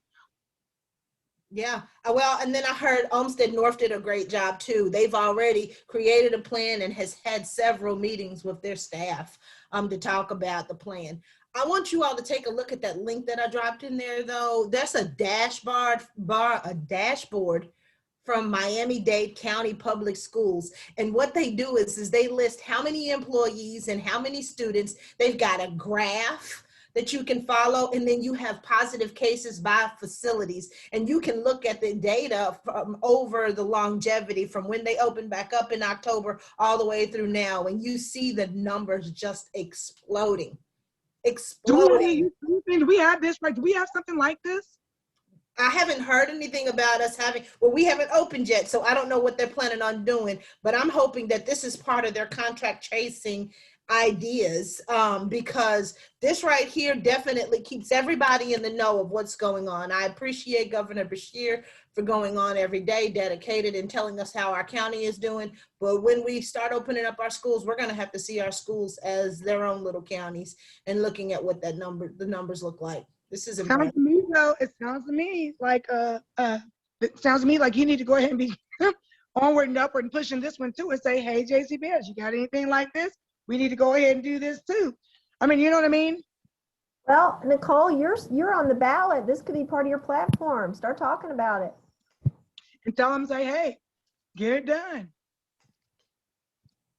All right, so we've got Amy Mishler on the call. I know you guys take Kenyatta's thing anyway, so I mean, you know what I mean? So if that's Kenyatta's thing, I'm not going to do anything without, you know, making sure she's cool. Listen, this is not my information. It's just a quick Google search away. So have at it. Talking about the idea. You remember I teach English, girl. We don't be taking people's ideas. That's called plagiarism. I didn't. I'm not taking nobody's ideas. So JCPS needs to hashtag thank you friend PLC Miami-Dade County. Like, I don't know what to tell them. Like, I'm just saying they need to do something like this. You can borrow this information, but it was all secondhand anyway. I just what I'm gonna say is Kenyatta saw this somewhere and thought this was a great idea, and I agree. I can do it. That I just want to make sure, because you know what I'm saying. There you go. Don't you hate it when you get someone else think about it? I don't want to own it. That's not cool. That's not good business. Well, you know what? The CRCs was my idea too. I wish they would have gave me a big ups on that. I'm just saying. Girl, you need to go back and claim it. Well, just saying. The 55 people that came to my meeting, came to our meeting, Yvonne, Greg, and Tia, they know. You came on through, yep. So they know who started that. But I appreciate they had a bigger platform than I did, so it's all good. It don't matter. They should say, you know, this was created. And I guess I was so like annoyed that day because I was just annoyed that day. And so I should have said something. Hey, I should have. I'll reach out. I'll say something. It was too late. You mean to say something about So yeah, you know, looking at this CRC and how these committees are laid out, I said this is what Kenyatta's been talking about in our meetings on Fridays. Right. You better, I mean, the thing is though, Kenyatta, as you know, if you pretend what kind of spaces and places you're trying to be in, you got to get those creds where those creds are due. You know what I mean? And right. I'll take them. I ain't gonna lie, but I forwarded the information to the board members and Dr. Polio myself. So I wasn't waiting for JCTA to give me props because it was my idea to just use their platform to advertise. That's it. Keep it 100, Kenyatta. Keep it 100, Miss Bacon.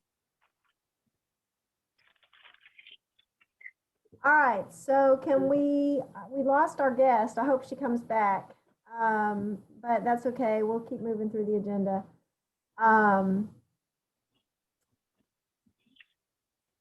There's an AROS meeting tonight. Hopefully we've got some people that can attend that, the Alliance to Reclaim Our Schools, and report back next week as to how they're progressing on their topics. Randy he just texted me. He's going to be joining us as soon as he gets through dropping off his daughters, I believe. So I'm going to skip that topic and hope that maybe Amy comes back and we can have that conversation all at the same time. We want to talk about other legislation, and then we also wanted to talk about the JCTA election and some updates there. So Kenyatta, since you have to jump off, is there anything in particular you want to cover? And we'll just let you pick the next item agenda. Yeah, I got to jump off in a couple of minutes too. I definitely think that all of our legislators should support Breonna Taylor's law. Amendment 208, I've noticed that the language changing on that has been trying to be a little bit nicer, but the fact that districts would have to apply for additional NTI time tells me that there's a possibility that they could be turned down. So I'm concerned that they are just putting that in there to appease, but not necessarily because they're going to grant it. So I think that there should be, if they want to include that language, then they need to also include a rubric or a scaled expectation for how and when they would allow it, and not it be that someone's opinions of whether or not students should be back in school for various reasons should be the reason that they approve or deny them. So this is the amendment. Is the bill itself also problematic? Because when I read this amendment, it didn't rub me the way I thought it would. JCTA supports HB 208, and I think it just helped to provide some funding. Wasn't it? I think is what it was. I can't remember specifically. I know JCTA supported House Bill 208. They just were not in support of its amendments. Okay, even with the new wording of this amendment, is that what you're saying? Is it's been reworded? It's been reworded several times. They're working on it. I don't know what the most recent update as far as their opinion on it is, though. I haven't heard anything recently. So if this is the newest one, I don't know what it looked like before. Today was the first day that I actually dug down deep and found it. And on page 1, line 9, after emergency, insert provided that after March 1st, 2021, the school district offers in-person instruction to all students whose parents or guardians request that their children be instructed in person for each non-traditional instruction day, except the school district shall not be required to provide in-person instruction for up to 10 non-traditional instruction days utilized solely for inclement weather. So that's saying if there's a parent that says, I want in-person school, they have to accommodate them. That doesn't necessarily mean everybody's going back. It's just the parent who says, I want this, right? And then on page 1, line 15, after education, insert provided that for each non-traditional instruction plan, the school district offers in-person instruction to all students whose parents or guardians request that their children be instructed in person for each non-traditional instruction day, except that the school district shall not be required to provide in-person instruction for up to 10 non-traditional instruction days, utilized solely for inclement weather. Any school district opting to use a non-traditional instruction plan that involves remote or hybrid learning shall ensure that each student participating in such a plan has adequate technology and internet resources to receive the education being offered. I don't know that I'm seeing anything. It's changed even since I've heard it, because since I've read it the other day, and I think I had just read it on Friday.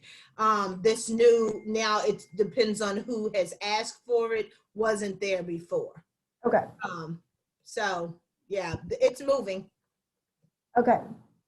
So I just want to make sure that we're talking about the right things. And if this bill is not as bad as it was, then we don't need to use the oxygen in the room worrying about it. We need to focus on the things that have serious likelihood of passing unless I'm missing something. I just want to make sure we're prioritizing. What was that bill? I'm sorry, I got kicked off again because 208, the amendment 4 to 208 was about going back to in-person school after March 1st. who was the creator of that bill? Somebody I don't really know. Hold on. Rayburn is the one that's been working on that amendment. What county? She's in that Trimble County, Warren, Henry County. I think she's somebody who needs to be defeated. District 47. Uh-huh. Lewis and Massey are the sponsors of the bill, the bill itself, and then Rayburn is the amendment sponsor. He's got all 4 of the amendments. It's a female. Sorry, she. She's also on the Right to Life Caucus. Pro-life caucus. Because irony has died. Pro-life, but you want to throw teachers and students into a death sentence. Yeah. Alrighty then, Miss. Okay. She's changing that language from that very aggressive, everybody go back after March 1st, 5 days. That's where it started. So obviously this committee is working on that language with her, and I appreciate that they are not taking a vote on it as it was, because it was very inconsiderate of counties who, like JCPS, are huge and that need to make sure that their plan is going to be a safe plan. Definitely. Back to Breonna's law, you know, we were talking about how they're busy spending time doing all these harmful bills and not focusing on the things they could be focusing on. This is another one. And then I understand there's some kind of companion bill in the Senate that maybe Stivers has written, but I don't know. It's not a companion bill. Not, what does that mean? I don't even know what we're talking about. It's just his bill. I know. That was our topic of conversation that Tia was talking about earlier today, that we had gotten into a discussion with. But anyway, it's not a companion bill. Stivers presented this bill in the summer alongside, who stood alongside him was Charles Neal and David James. They do want the language in their no-knock. It's not named Breonna Taylor's Law, and we're not budging on the name. Okay. There are some other components in that bill that's not included in there as well, such as, I think, excuse me, this thing just put out a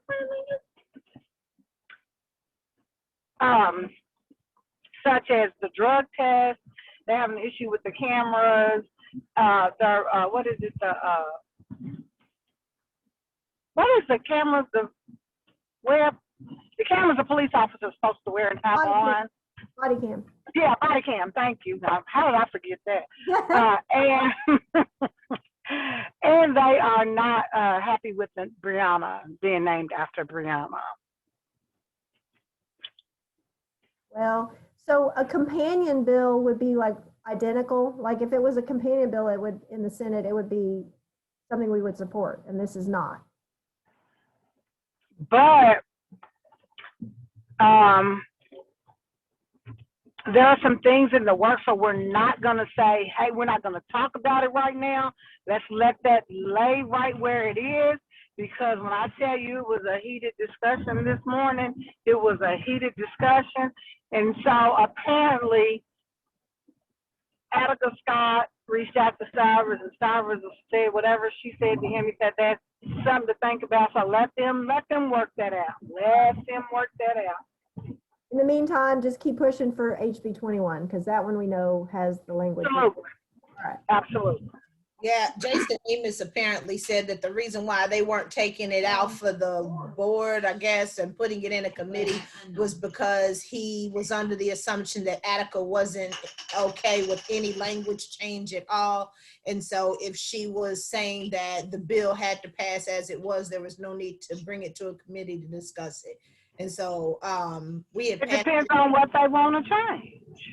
It does. No, he said that she said, like, so that's what that's their cop out. Their cop out is saying, she said it's got to go like this. And so we can't talk about it. So we just won't talk about it. It's all part of the tactic. Yeah. All right, so back. Notice that Nemesis fits in Nemesis. I'm just saying. I don't think that's a coincidence. So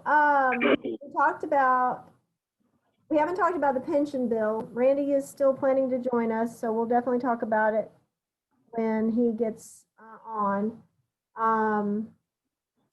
Amy is who he invited to join us. She has been tweeting about some information related to the pension,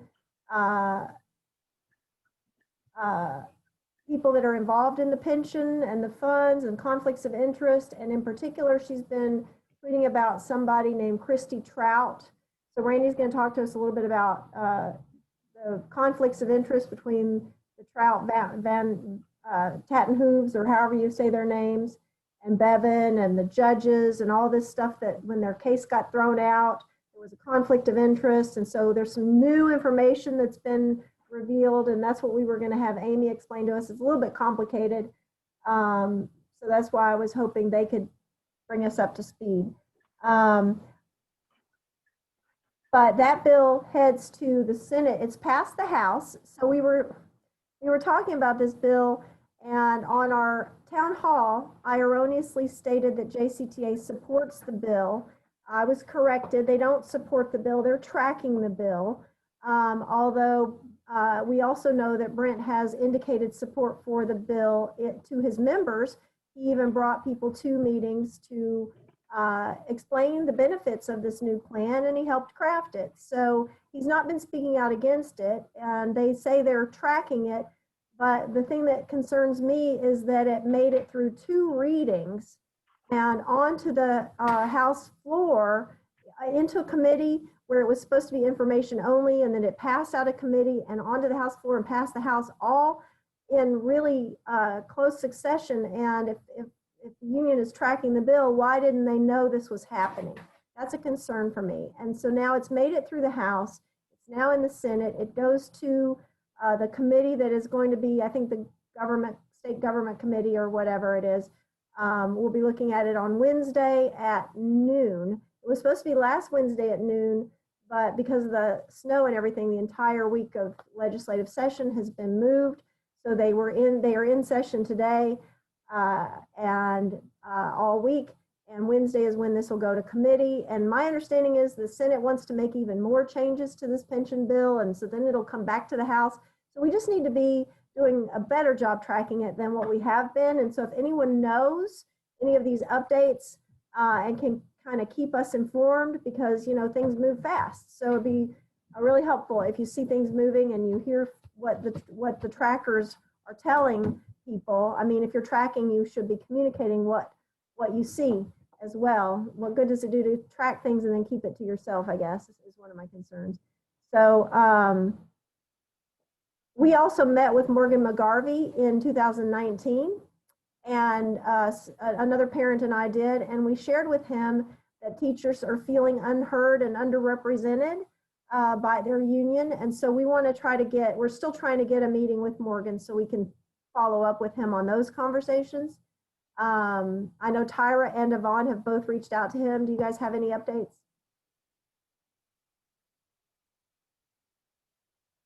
I read your lips, Yvonne. You said, I do not. I'm shaking my head like you. I am thinking we should give up on Morgan right now. I think he is not going to make any move that's going to upset Brent until, you know, Kentucky Educators United shows that they've got some strength. So that's really where I'm focusing. You know, I don't have an issue with Brent, as you know. Well, not much of one. But anyway, there's just things JCTA is not going to do. Either they won't or they can't, and the difference makes no difference to me. But there are things we have to do And we're just going to have to do it outside of JCTA. I mean, he can refuse to say yes, but he's not in a position to tell us no. Well, it's just like with the Friday meetings. We just did it. If that's not something he does not agree with, good on him. He doesn't have to show up. There are things we have to do, and they can either get on board or out of the way. As far as I'm concerned, it's 6 of one, and a half dozen of the other. His choice. Yeah, we need to create alternatives. We need alternatives, and that's okay. He doesn't want to be on board. God forbid that I should force him to do anything. I'm very pro-choice. So, he's in a position to say yes, but he cannot say no. What? Okay, so the bill, from what I've gathered from that pension bill, is that it leaves the teachers in the old retirement plan, retirement system, and it takes the new teachers and puts them in this new plan that may be a little better than our plan that we currently have? No, like that's what he says. But all you have to do is be able to do math. It's cheaper, so it's better for taxpayers. If it's better for taxpayers. It's better for the people having to come up with the funds. It's not better for teachers. It's a cut in benefits. It's a cut in benefits. They'll have less in the guaranteed plan. The same benefits? No, yeah, they okay, will go not. ahead. The teachers will be putting in less in the defined benefit plan, and the amount they put in the defined benefit plan that's matched is less. We're matched equally, 13 and 13. They put in 9, and the state puts in 8. They said, but wait, they have 2% more they put in a 501. Like it's kind of like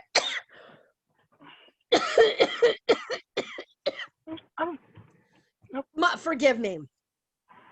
And a 401k like thing. It's basically a 401c is what it is. So we those have are a things that 403b. We have a 403b, right? That's what I meant, a 403b. So they're putting 2% more matched by 2%.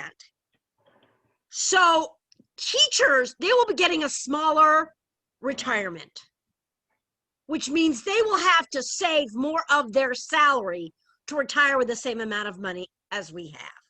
And then Brent does some smoke and mirrors about how, the state is, it's going to work out better because, they'll never, this one, they've pinky promised that they will always fully fund. I saw this movie in 2013. Remember? They were going to make those changes, and then there would never be, they would pay 100% of the ARC, and they would raise extra money, and all these wonderful things are going to happen. And remind me again, did we get cookies? Because I think they promised cookies and we didn't get any. Well, this is all I'm going to use is common sense. And common sense tells me that when, what's his name? That ran for treasurer. Where's he at? Chris Toby? Oh, Randy. No. Yeah, when Randy put out all that information on JCPS leads or stir some shit up, then the next PR meeting, all we had was a whole bunch of this wonky wonk talk from everybody. You already know it was a tactic. It was a smoke and mirror tactics because they said they want to put it out there to this, to the, like discredit what was already out there. So that's just already a move, because for every action, there's a reaction. So if it wasn't that bad, you wouldn't have had to react. Then second, I see that one of the women's senator, I don't know who she was. I shared it on JCPS Leaks, but she was just like, I was looking at KEA and JCTA for them to say like, vote no, and none of them said anything. She said, but I don't care how you sugarcoat it. This is a cut to pensions, period. Like, this is a cut to pensions. And when I looked at them, they didn't say nothing to me. So I just voted however. That's what she was explaining. Then you have NEMA going off on JCTA and KEA. So a spade is a spade, any way you want to call it. We've been bamboozled. I'm not getting ready to say that I'm going to have to trust everybody, but if somebody is straight lying to me, I can't sit there and say that everybody else is mad at them. Like, no, they didn't do anything. Like, no, we've been bamboozled. We've been lied to. Or I ain't even getting ready to say lied to. We've been like, it's just been smoke and mirrors. It hasn't been clear. And like the senator lady said, I don't care how you sugarcoat it, it's a cut to pensions. That's all there exactly is to right. it. It's a cut to All pensions. you have to do is do math. 8 plus 9 Right. plus 2 plus 2 is less than 13 plus 13. And pretending that there's never that they're gonna pay up 100% every year when they never have up to now. It's privatization versus public service, and it's a battle for privatization, and people need to see that. I think we need to be working on educational pieces around Exactly. ALEC So specifically. do we have, yes, I agree with you, Greg. And do we have time? Like, we got an extra week and then really nothing's been happening. How are we mobilizing people? Can we plan a motor march in Frankfurt so we are circling the Capitol? Can you guys teach remotely from your cars and we drive to Frankfurt?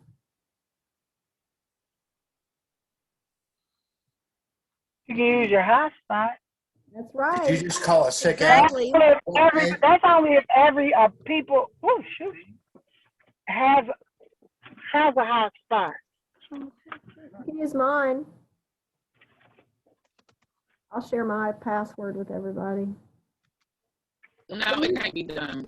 You gotta Meet teach Wednesday like, at noon, and maybe we watch and see how if it starts to move, and then we mobilize people based on where that bill's headed. And I still think having Morgan part of the conversation is meaningful, because he's going to get up and stand on the floor and make a case as to why people should vote against it. And he almost was able to get enough senators to vote against Gary Houchins 2 years ago. You know, he was helping us reach out and make connections. And unfortunately, Julie Rocky Adams threw us under the bus. She could have been the deciding vote to prevent him from passing. And he needs to be reminded of all of that, because we told him then what was going on, and he's had a chance to make a difference. And I think he's forgotten. I think he needs to be reminded what we told him 2 years ago. But they've got Nemus, who they also endorsed, running the impeachment committee. I mean, like, seriously, these endorsed candidates are not pro-public education, and we need to be all eyes on them right now. Again, until we show ourselves, that's my next, they're not afraid of JCTA. They're afraid of the NRA. They're afraid of Right to Life. They're afraid of all these Trump supporters who, want the freedom to kill grandma and not wear a mask, lick the doorknobs while they're at it. They're afraid of them. They're not afraid of teachers. That needs to change, because in Illinois, they're afraid of the Chicago's Teachers Union. You know what? In Virginia, they're afraid of Fairfax Education Association from Fairfax County. That basically they were going to go back, all of them at once. And mobilize the rest of the state. They're afraid of the California Teachers Union. They are not afraid of us. That has to change. That has to change.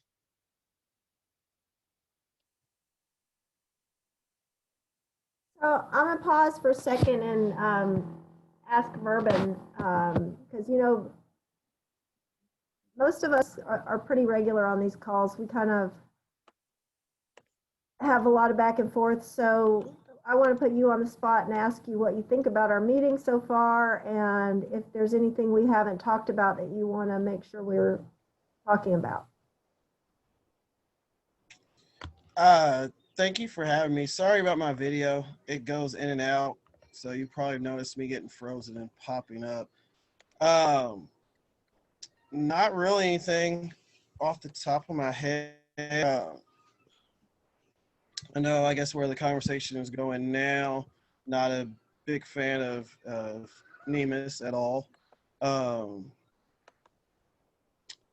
know what really can be done about that. That seems like that's sort of what JCTA has started to choose to be their method of, I guess, trying to influence the legislator, what happens there. And then I'm trying to look back in the chat and what other things I saw. I know with the, I guess with the REAP, I know that our principal, our admin developed our back to school plan. And we had our first meeting last Friday, and I brought up, does this need to go through the REAP? I know that in the past, I'm also on our SBDM and our ILT and some other groups at my school. In the past, it's been said that everything that takes place in the school needs to go through the REAP. That's our lesson plans, everything. And I asked about that Friday. She mentioned that was not directed by the district, so I don't know if that's just an expectation or if they're not providing that guidance that it needs to go through the REAP. Trying to think of what school are you else. at? I don't have the agenda. I'm at Medora out in Valley Station Elementary. Right off the Snyder, going towards Radcliffe, away from Valley Station. You teach with Marcy. I cannot remember her first name. I teach with her husband. Yes, I teach with her husband. Yep. Yeah, he was at our school as I think he might have been a sub for a while, and he was our art music teacher. And then I forget where he went from there. Trying to remember off the top of my head as far as He's at Wilder now. Wilder. Okay, yeah. Yeah, I think he was at a private school in between. He did. I think he was at I don't know if it Whitfield. I always call it Whitefield. Oh, Whitfield, that's right. I couldn't think of it. Hey, it's not for me, but whatever. And then I'm trying to, that's all I can remember off the top of my head as far as since I've been in the chat. All right. Well, I appreciate But you letting me put you on. definitely agreed, I guess. No, you're fine. I definitely agree with kind of what you just recently said as far as wanting to enact that you're wanting to see that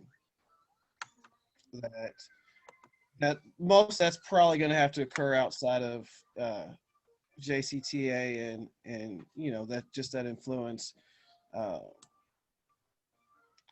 I don't know how many people really go beyond just wanting to be able to go to work, go home, and then retire when they hit 60 or whatever. And I don't really know that that's not that anything else beyond that is really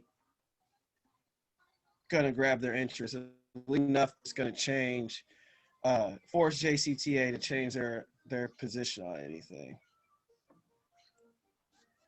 Well, and I'm looking at what happened in other states. I mean, or Arizona even. Arizona has, Arizona Educators United. And when something needs to be done, they're organized outside of that. Now, granted, they have an advantage that actually we're about to get, and that is their legislature in Arizona are the worst. Like, imagine a legislature where 40% of the legislature is Savannah Maddox. Yeah. Where they're just deranged. They're the ones that passed a law that said you couldn't have Latino studies in Tucson. Like, why do you care? And anti-mask stuff. I mean, they're just really terrible. But gradually that's where we're headed. The time to stop that kind of crap is not when you're spending like $500 million a year on vouchers. Right. You stop that before you get to that point. Especially when you're as poor as Kentucky. Especially when you're as poor as Kentucky. In Florida, it's up to $1 billion. I'm not quite. I think it's 890 million. It might as well be $1 billion. I mean, it's just of money that is just sent. Don't get me started. I'm going to shut up now because if I get on vouchers, I'll be on it for 25 minutes. So I'm going to shut up now. So something you said, Verben, that caught my attention was about BSK and that's being their strategy, and also getting the union to change. They're not likely to change. Really, I think we're trying to get just a handful of people to change, and they happen to be people that are in all of the decision-making seats. So one, if we could spread some of that responsibility around, you've got a ton of people that stepped up to try to serve in a lot of these different capacities, and yet some of these officers are taking up more than one seat, and then there are people trying to have a seat at the table that can't even be heard, and those are the people who tend to be more progressive. Those are the people who tend to want to hold Jason Nemus accountable and say, we're not going to endorse you if you don't support public education, and if you keep reneging on your promises, we're going to take away our endorsement. That's the conversations that should be happening. And when it comes to VSK, also 10 of the, maybe it's 11, I guess 11 of the 13 people who serve on that committee are nominated by Brent, and only 2 of those seats are actually elected by membership. So it's not reflective of the voices of the members. It hasn't been for some time. Randy just came on the call, so we're going to get to hear from Randy again in just a second, and he can tell us historically how long this has been going on, because he's been a JCTA member since before Brent was president, back when there were term limits, and back when the terms were only 2 years at a time. So after Brent got elected 20 years ago, he changed the terms to 3-year terms, and he removed term limits for all of the officers, not just himself. But it's been increasingly more difficult for members to have their concerns reflected and represented, whether it's through representation on who they endorse, or whether it's through how they fight terrible legislation, especially ALEC-backed legislation. Greg mentioned ALEC. We need to educate people, again, who ALEC is and how this is having an undue influence over the fact that this pension bill that we have successfully fought off for years is suddenly being crammed through in the dark of, it really is kind of the dark of night, because we can't get access to the Capitol, and we're not being encouraged. We're being told to look over here, when all this stuff is going on, as if there's not anything harmful being passed when in fact it's the same harmful legislation that Jerry Miller passed as a sewer bill 2 years ago. He softened it a little bit. I take that back. It's not the same bill because now it's a hybrid. The new hires get a hybrid instead of a complete defined contribution plan, but still less money. In fact, while I was waiting for our call to start, I was watching the Pension Review Board meet, and their actuary came on and talked about how this other pension is not doing so great because, you know, the new employees aren't paying into it. And so they're talking out of both sides of their mouth. They're acting like over here it's going to be fine when the new employees don't pay into it because, you know, it's saving money or whatever. But over here now, well, it's a different story when it's because it's all big shell game. And so, you know, if we could see more democratic governance and more transparency in the way the union operates. I know a lot of members have been asking that for some time. So, you know, I hear what people are also saying, you know, we're going to have to go outside the union and do our own thing. And I think the answer is both. I think we still want a better union and we still have to go outside in the meantime. So, hi, Randy. Welcome. I've got the agenda up, so let's see. Oh, I just wanted to ask, has anybody, I made a couple of videos and audio tapes that I sent to a handful of people. Has anybody had a chance to either listen to my recording of our conversation with Morgan McGarvey from 2019? Anybody listen to that yet? I want to know if anybody did. Yvonne did? All right. And or the documentary, the little mini documentary I put together from that same day. I made a little video. Do you mind redropping that link? I have not had a chance. All right, I'll do that. I'll do that after this meeting. I'm trying to keep track of who I've shared it with because it's got some stuff in it that I want to make sure people, like I've got Morgan quoted in there. I want to make sure Morgan's comfortable with whatever we share about him before it goes to too many audiences. So, but you know, this is an internal working document at this time. So I don't mind sharing it with folks on the call as long as you understand that it's a confidential document until we're through editing it, and getting all the approval. So I will definitely send that to you. And anyone else on the call that's interested, just let me know. What did you think, Yvonne? You know, I'm always so much more pessimistic. I am sorry I'm that person. Yeah, she's that one. We all need one. I'm married to one, so you know that kind of explains why I tend to be on the other extreme all the time. I know. We balance each other out because you're so optimistic and it cheers me up. But,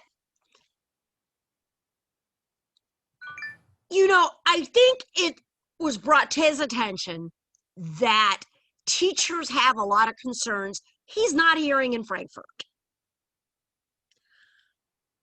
But I didn't get the sense that that was any more than a moment. Okay. I don't think he's going to reach out. Again, it's the same thing. We don't have any power. I don't think he's going to reach out until he has to. So, I mean, that just redoubles my decision that we need to get on that.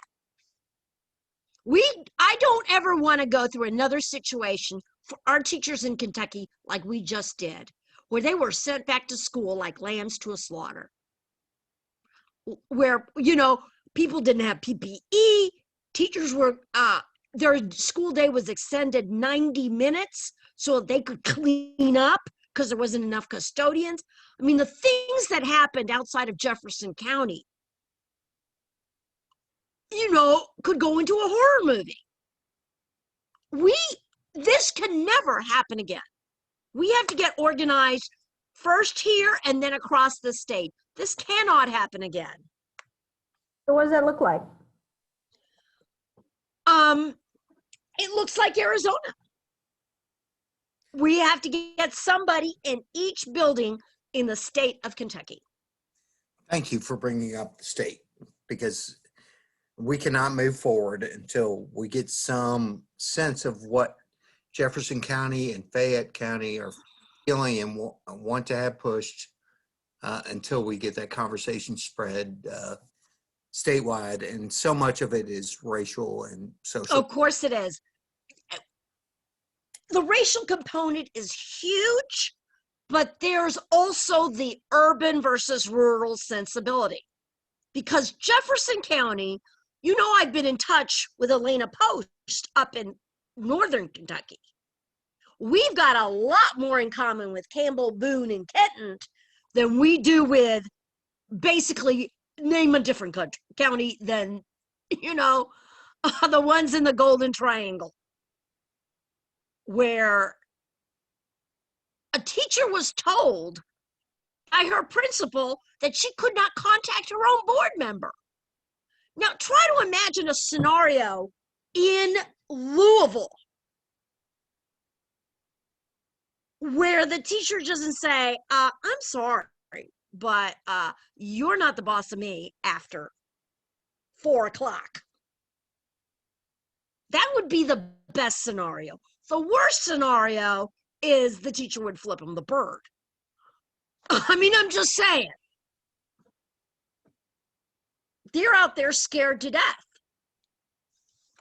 And so that has got to change. But I'm thinking we need to start with the urban districts, because if we do, we'll probably, just by numbers, have almost half the students in the state.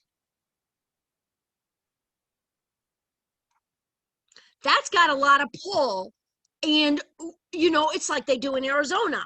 The big, strong urban districts provide cover for the smaller ones.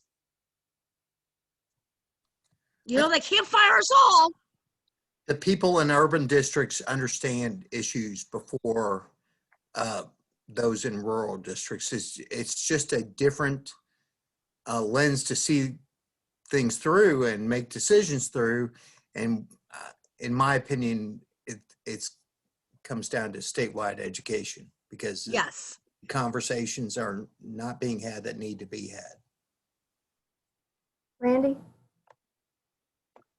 So in all of this, where is 120 Strong and Kentucky 120 United that were so active back in 2018? The Nema Brewer Group, where are they? And the Kelsey Hayes Coots and all of these rural organizations that rallied and came to Frankfort. Where are they in all of this?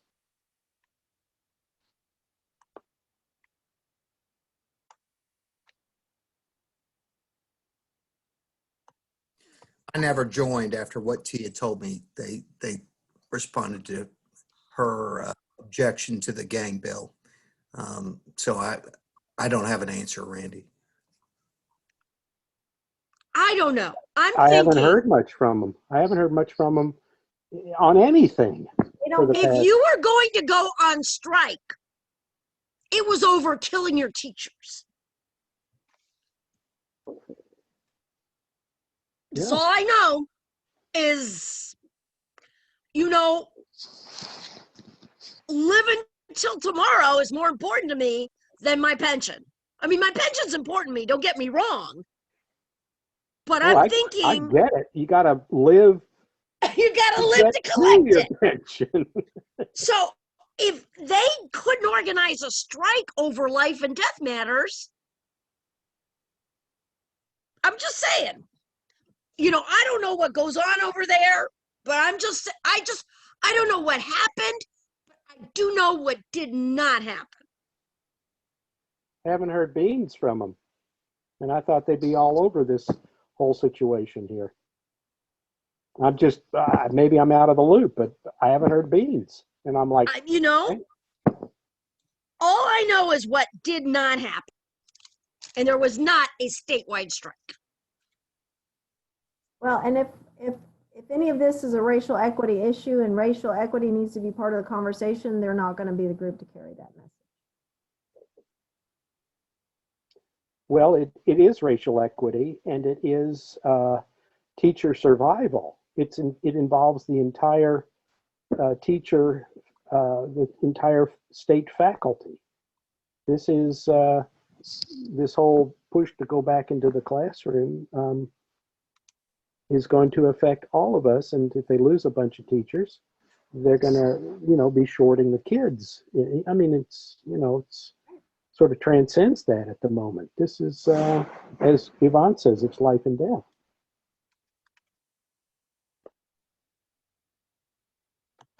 I think we just have to do our own thing. We can't worry about them. We have to do our own thing. We cannot worry about them. And even if we get them on board, we can't make the same mistakes we've made in the past, because they can also go off in a different direction at the last minute and take all of our energy with them. So we have to guard against that from happening in the future. It's happened to at least twice. I think it's got to be a goal, though. If we're to move to a state conversation, we need to state that as a goal for this group to how best to draw in the Kentucky 120 leadership, because that has to. I mean, it's membership that we want, not their leadership. So, I mean, if their leadership were so great at organizing, there would have been a strike last fall. Right, instead of them telling everybody to go back. I don't think it's a lack They of never told people to go out. They couldn't tell them not to go ahead and go back. They never went out in the first place. Well, I kept thinking, they let Kentucky 120 United say, don't go to work today. So that I think they created that shell to be able to do that, because they can't call for a strike. But then after 1 or 2 days, they wanted everybody back to work, and they didn't like us continuing to say, no, your teachers still want to stay out. But my thought is if the members of 120 put pressure on their leaders to do the right thing, then they'll be obligated to do the right thing, just like what we're trying to do with JCTA, just like we're trying to do with PTA, just like we're trying to do with any of the groups that don't listen to their members.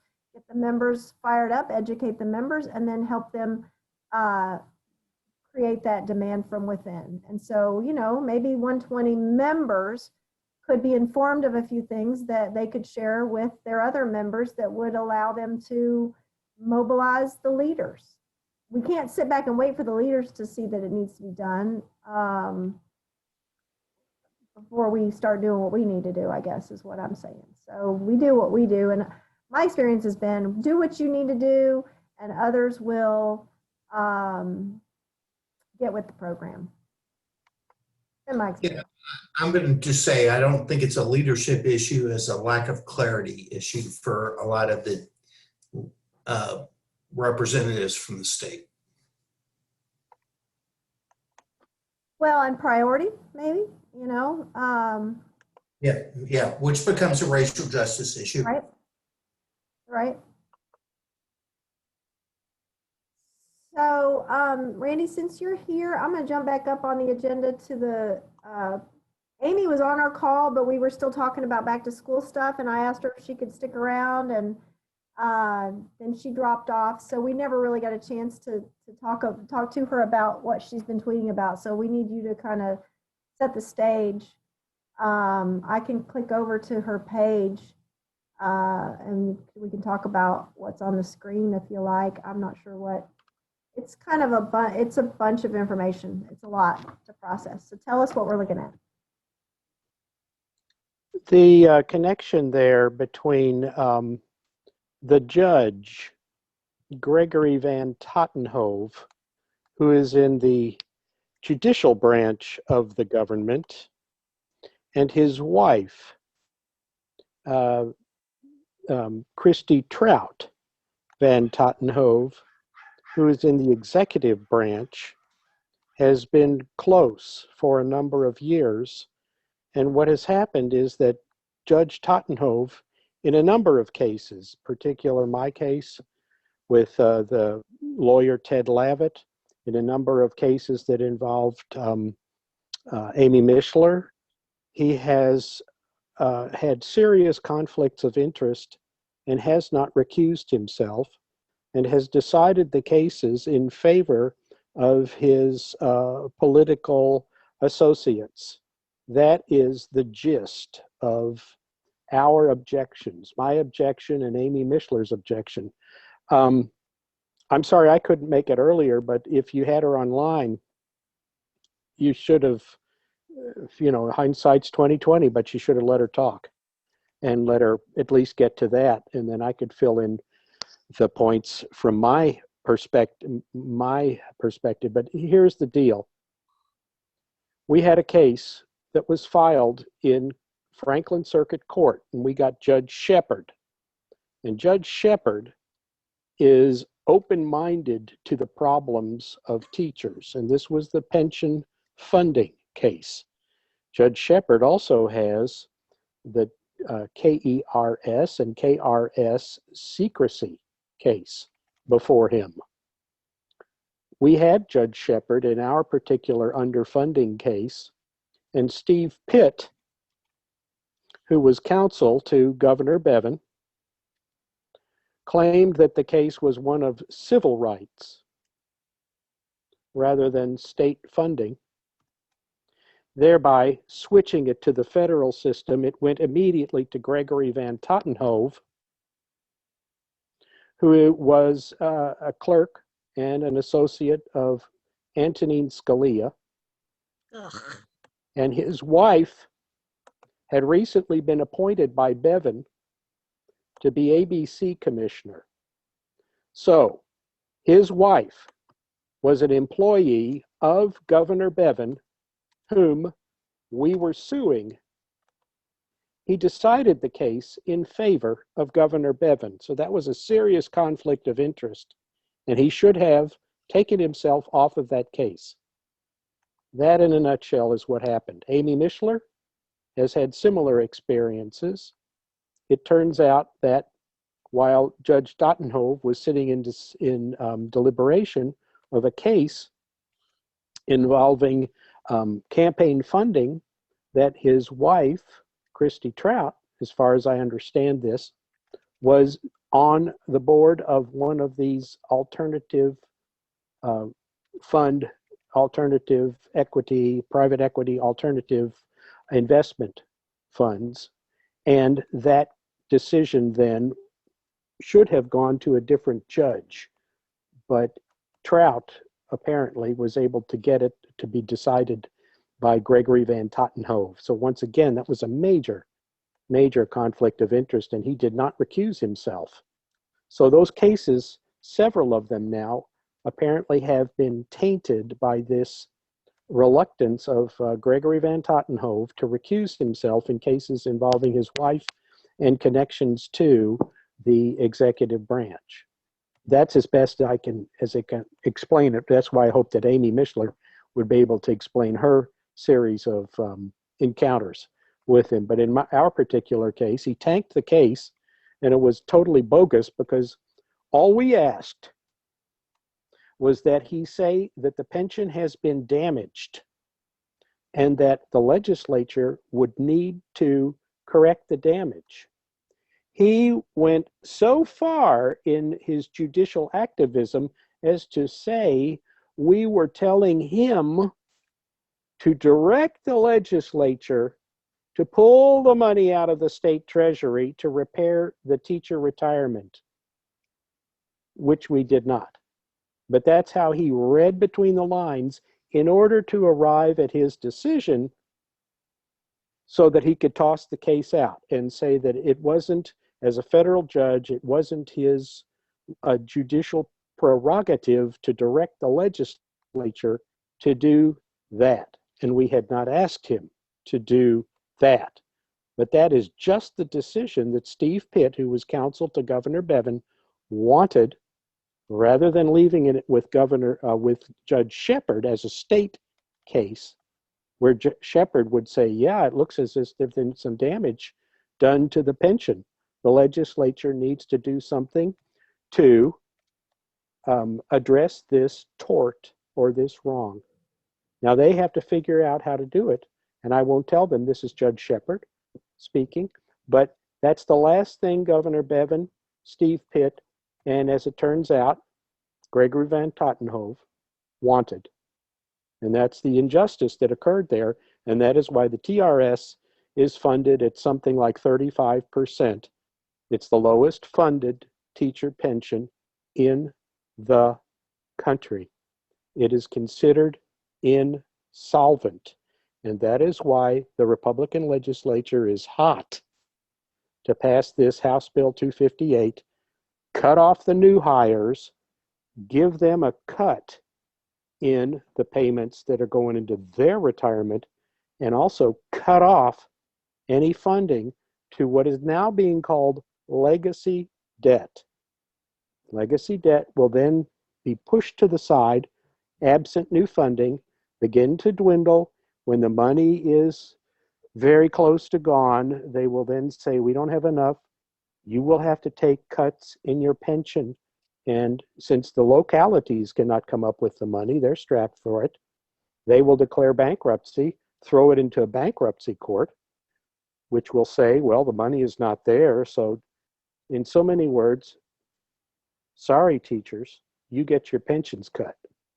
That's the game that's being played. And that is what the objection to is to this House Bill 258. In the middle of a pandemic, why are they pushing a two-tier hybrid plan on the teachers when they know we can't go to Frankfurt to protest? We're hogtied. We're stuck to the computer, virtual learning, or we're going to go back into classrooms. Too busy to protest this. They're trying to sneak it in just as they did in 2018 in the dark of the night. It's criminal. But if teachers don't rise up, they get what they get. Now, this has been going on for 7 or 8 years, and our associations, whether it's JCTA or KEA, have been AWOL. Absolutely AWOL.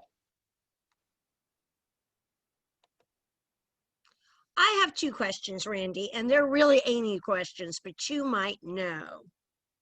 One is, can you force a recusal on a judge? I don't know. No, judges have that prerogative, but if it's a glaring conflict of interest, the judge is supposed to have enough integrity to say, well, I can't really take a case involving my wife's boss. A judge is supposed to have that integrity. In the case of Van Tottenhove, he does not. So can you see my screen, the tweets that I've been scrolling through? Yes, I can see that. You had it there. That one in particular, is that a good one? Roll it back up there. She's been following my case. And there's some connections there between Christy Trout and McConnell. She donated $250,000 to the McConnell Center. For those of you who don't know what it is, it's this big, glorious museum at the University of Louisville with the auditorium named after Elaine Chao. It's a big wing devoted to the McConnell mob, his wife, Elaine Chao, the Mitch McConnell Auditorium, the Mitch McConnell Scholars Program. Cameron, the new Attorney General, was a McConnell scholar. He was a mentee of Mitch McConnell. Flaherty. Really? She was a McConnell scholar? That's interesting. All of this money has come from PACs. The Courier-Journal made a big attempt to try to figure out where this money was coming from to fund all of this McConnell stuff over at U of L. But Christy Trout gave them $250,000 last year. That was in the U of L alumni magazine. And Daniel Cameron was picked by McConnell to run for the Attorney General spot and then boosted up there. So there are a lot of connections, and Amy Mishler has been caught up in this because of her dealings with Governor Bevin and the Van Tottenhove judge. There have been some cases that she's had before them, but she can explain that better than I. My second and related question Okay. is, can you appeal Yes. a case by Yes. saying that there was some shenanigans? Of Because course. clearly there were some shenanigans. Of course. All the teachers have to do is help. All they have to do is join us. Hear you. I can't hear you. Can you hear me now? Taylor is not a McConnell scholar. No, I don't think so. Amy is exposing the McConnell scholars. Oh, Right, is she online? No, can't make this up. I know that Daniel Cameron was a McConnell scholar, and I know that Christy Trout just last year gave $250,000 to the McConnell Center. And So- she's special counsel, isn't she, to the, what? Transportation? Or no, I don't know what it is that she's involved in. She's counsel to, Right? Did she get an appointment?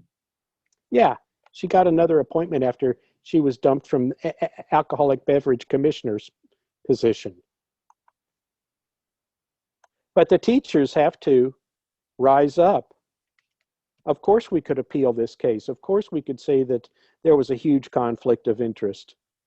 But if they don't, if they just follow the leadership like sheeple, if they follow Brent McKim and believe all his lies, his propaganda, it's unbelievable how he's groomed so many people to believe. And all you have to do is look at the decline in the teacher pension since he's been in power.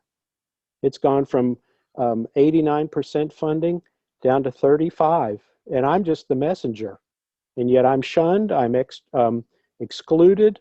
Whatever I say is coming from a loose cannon. You know, it's all kinds of whatever means they can use to undermine and discredit me, they have used. And teachers are so gullible that they bought this stuff and they're losing their pension. It's really that simple. But if teachers are so unwilling or lacking in critical thinking skills that they can't see through this, they get what they get, which is probably going to be reduced pension benefits, because I've been fighting this for 8 years. And, you know, you talk about getting teachers to walk out because they have to go into the classroom where there's COVID nanoparticles floating around because the ventilation's terrible. You know, this is a Trump state. People voted for Trump, and they voted for Rand Paul, and they voted again for Mitch McConnell. So there's a certain amount of denial here among the faculty, the teachers in this state. Right. And well, partly because they're being told to look away, look over here, there's nothing to see. Like, why do they listen to these people like McKim and Eddie Campbell? I ran against Campbell. I've run against McKim. Why won't they listen to me? Why do they think that I'm just a loose cannon? It's just the numbers. They don't want to look at the numbers. They're going to lose their pension. I hope to retire and get mine, because once you're locked in, what is known, once you've annuitized your pension, the state owes that to you. But for the younger teachers, the ones that, you know, really don't want to talk to me anymore at Manual, there were 3 or 4 teachers that were somehow flipped or turned to believe that JCTA was going to look out for their best interests. The big elephant in the room is the fact that after 23 years, which is what it will be when McKim, if he leaves office, his legacy will be a decimated pension. I wouldn't want that as my legacy, but his retirement has been assured long ago. He's been living with a expense account that's somewhere around $45,000 a year, a free car, free phone, plus his salary. So why does he care? He doesn't. He's got his knee on the neck of that association, and he's suffocating it. And it's the teachers who will ultimately pay the price of a underfunded pension. It's really a pity, but I've given it 8 years, and that's about all I can do. You know, I've done my best with my knowledge of numbers and finance, my degree from the London School of Economics. But if teachers don't listen, if they want to step in front of a moving bus, maybe they need to do that to learn what will happen when they get run over. So I hear you, but as a taxpayer, it's going to come out of my pocket in the end, and also You're damn right. as a It will. concerned parent and soon to be maybe someday grandparent of public school children. Yes. I want public schools to not be decimated by the time my grandchildren are in a position to benefit from them. So this is, yes, maybe the people who aren't awake enough to help themselves maybe quote unquote deserve what they get, but in the end it harms everyone else too. So I gotta keep doing what I'm doing. I'm looking at this tweet that she made about Van McConnell. Tottenhove's wife, I can barely see that. But yeah, judge's wife gives $250K to McConnell Center. Yeah, before judge sentences executive of deputy Democratic Party chair. Apparently that was meant to spare discovery in a particular case, so that if You're looking certain, at the headline on the article. yeah, I'm looking at the What head. she wrote about it. She says, now I get it. Mitch McConnell's squad sent FBI agent Shane Baumgartner to harass me at my home because they thought I knew about Art 3. Judges Federal watch. judges tunneling something. What is bribe Art to 3? Article 3 means federal. Oh, okay.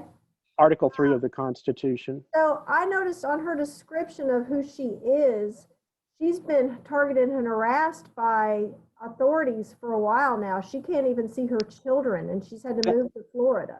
That's right. Yeah, I'm not clear on that whole history, what's gone on there, but I've noticed that she's been on the money on a number of things, and she's been crystal clear on the corruption of Gregory Van Tottenhove. And that is my extent of my knowledge about Amy Mishler. I believe that she has sort of conservative leanings, Yes. but our common ground has been Van Tottenhove. We've both been, well, I representing the teachers, we both, and she representing, I guess, her interests, we've both been screwed over by this judge. Right. Right. I saw where she said, why should I vote for you again, Donald Trump? Mm-hmm. When whatever. So yeah, she definitely is conservative, but some other things. But when it comes to justice, you know, she sees an injustice, and, you know, that is where our Venn diagram intersects. So would you apologize to her that we didn't get a chance to speak with her? And Sure. maybe we could even do a meeting just with you and her where you can record an interview with her so that we can get her story out there Sure. in a more organized fashion, perhaps. You know, I'm getting to the point after all this time. I know you're a taxpayer and you're concerned about the future of education, but, you know, teachers in Kentucky, I feel like I'm beating a dead horse. I know. I can also move away from you know, why would we exist, Gay, dear JCPS or TRELF, if our union were doing its job? I know. We wouldn't exist. There would be no need for us. We'd be totally out of the picture if JCTA and KEA did their job. Right, and JCPS leads and KEU, like all these organizations have had to sprout up to fill the void. Exactly. So, you know, this last election where Brent threw all those numbers at us, he's one of the candidates. He has no place calling that, making that call. Conflict of interest. He's, you know, it's conflict of interest. But I mean, you know, try to get a teacher to listen to you around this state. We had one of the top lawyers, not in the state, but in the country, Ted Lavitt. I couldn't get hardly any support from the teachers. It's it baffles me. I know what I think is the problem, but I'll refrain from saying that. But you know, Kentucky is where it is for particular reasons, and that you can't change that overnight. There's certain things you can't fix. And in some ways, it's been good for us. You know, we don't have charter schools. We don't have vouchers because we are so slow and so late to the game. It also gives us an opportunity to prevent it, and we're not not seizing that opportunity. Yeah, So it's but the clock is ticking on the pension. It really is. They haven't done anything worth, you know, there's nothing, they're not doing it. And it's, you know, it is running out of money, and it will hurt the young teachers. And eventually, you know, what happens, I mean, the fit will hit the shan. So it's after 6 o'clock, and I want to be cognizant that we've been on for a little while. I still had some JCT updates we want to talk about, and in particular, the response to the election challenge. Yvonne, that comes back to you. Did you get a chance to read what Brent wrote, and do you have any thoughts? I did not. Please, can you give me the Reader's Digest version? I did watch the videos, though. I had that going for me. Thank you. I appreciate you doing that. My interpretation, Randy may have more, but my interpretation of the Reader's Digest version is we didn't do anything wrong, and we're going to we're going to give you anecdotal examples as to how we can't be racist because, you know, we have our token this and our token that. And hey, this is not something for me to read. This is for Anna. First of all, their response, you know, only in the movies does somebody say, Randy, you killed your wife. In the movies, they go, oh man, you got me, right? That doesn't happen in real life. In real life, they go, I don't think so. And I'm catching my lawyer right now. So I didn't expect him to go, oh my gosh, we hadn't noticed we did all these things wrong. You know? So the next step is Anna's. Well, he invited you to, there was some kind of, you can take it to the board. Oh, please. Remember the deadline? Please. Was there a deadline, Randy, like next steps? Did you notice? Oh, please. I didn't see a waste deadline. enough time in a day. The thing is, he's going to throw all these numbers at you, and sort of, it's like shrapnel. They just kind of throw it out there so that it throws off the missile as it's going towards the plane. Yes, and the plane, that's exactly what it is. And Brent's the plane. That's the one thing that he doesn't want focused on, and that's that he's going to be in there for 23 years. And he's done a miserable job. As they say, his legacy is going to be a failed pension. But the teachers aren't paying attention because he's saying, oh, well, I thank you for sharing and being with us. And, you know, we're going to have to talk to the legislature. He's got this real soft tone and everything. While our pension is going up in smoke and the state's being downgraded by the ratings agencies practically on a yearly basis. It's unbelievable, but, you know, people are buying it.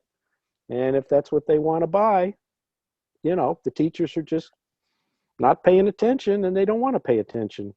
It's too bad. It's a rule, Greg. What's that from? It's kind of cute.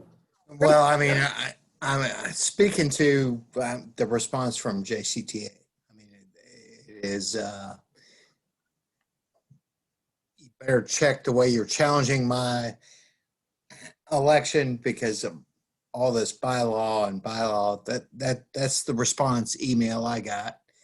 And it's approaching cult of personality. It definitely speaks to a lot of ties within Louisville, and don't rock the boat.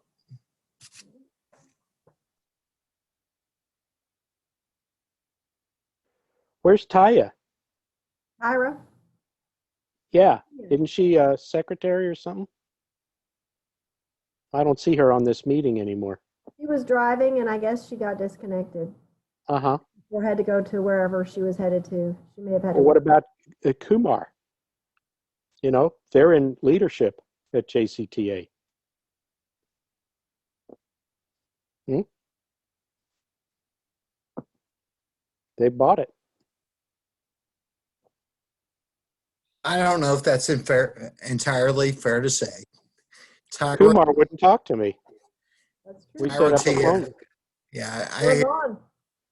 that I do think there's conflicts with those that are within leadership right now and those of us asking the questions we need to ask, and that's fishy.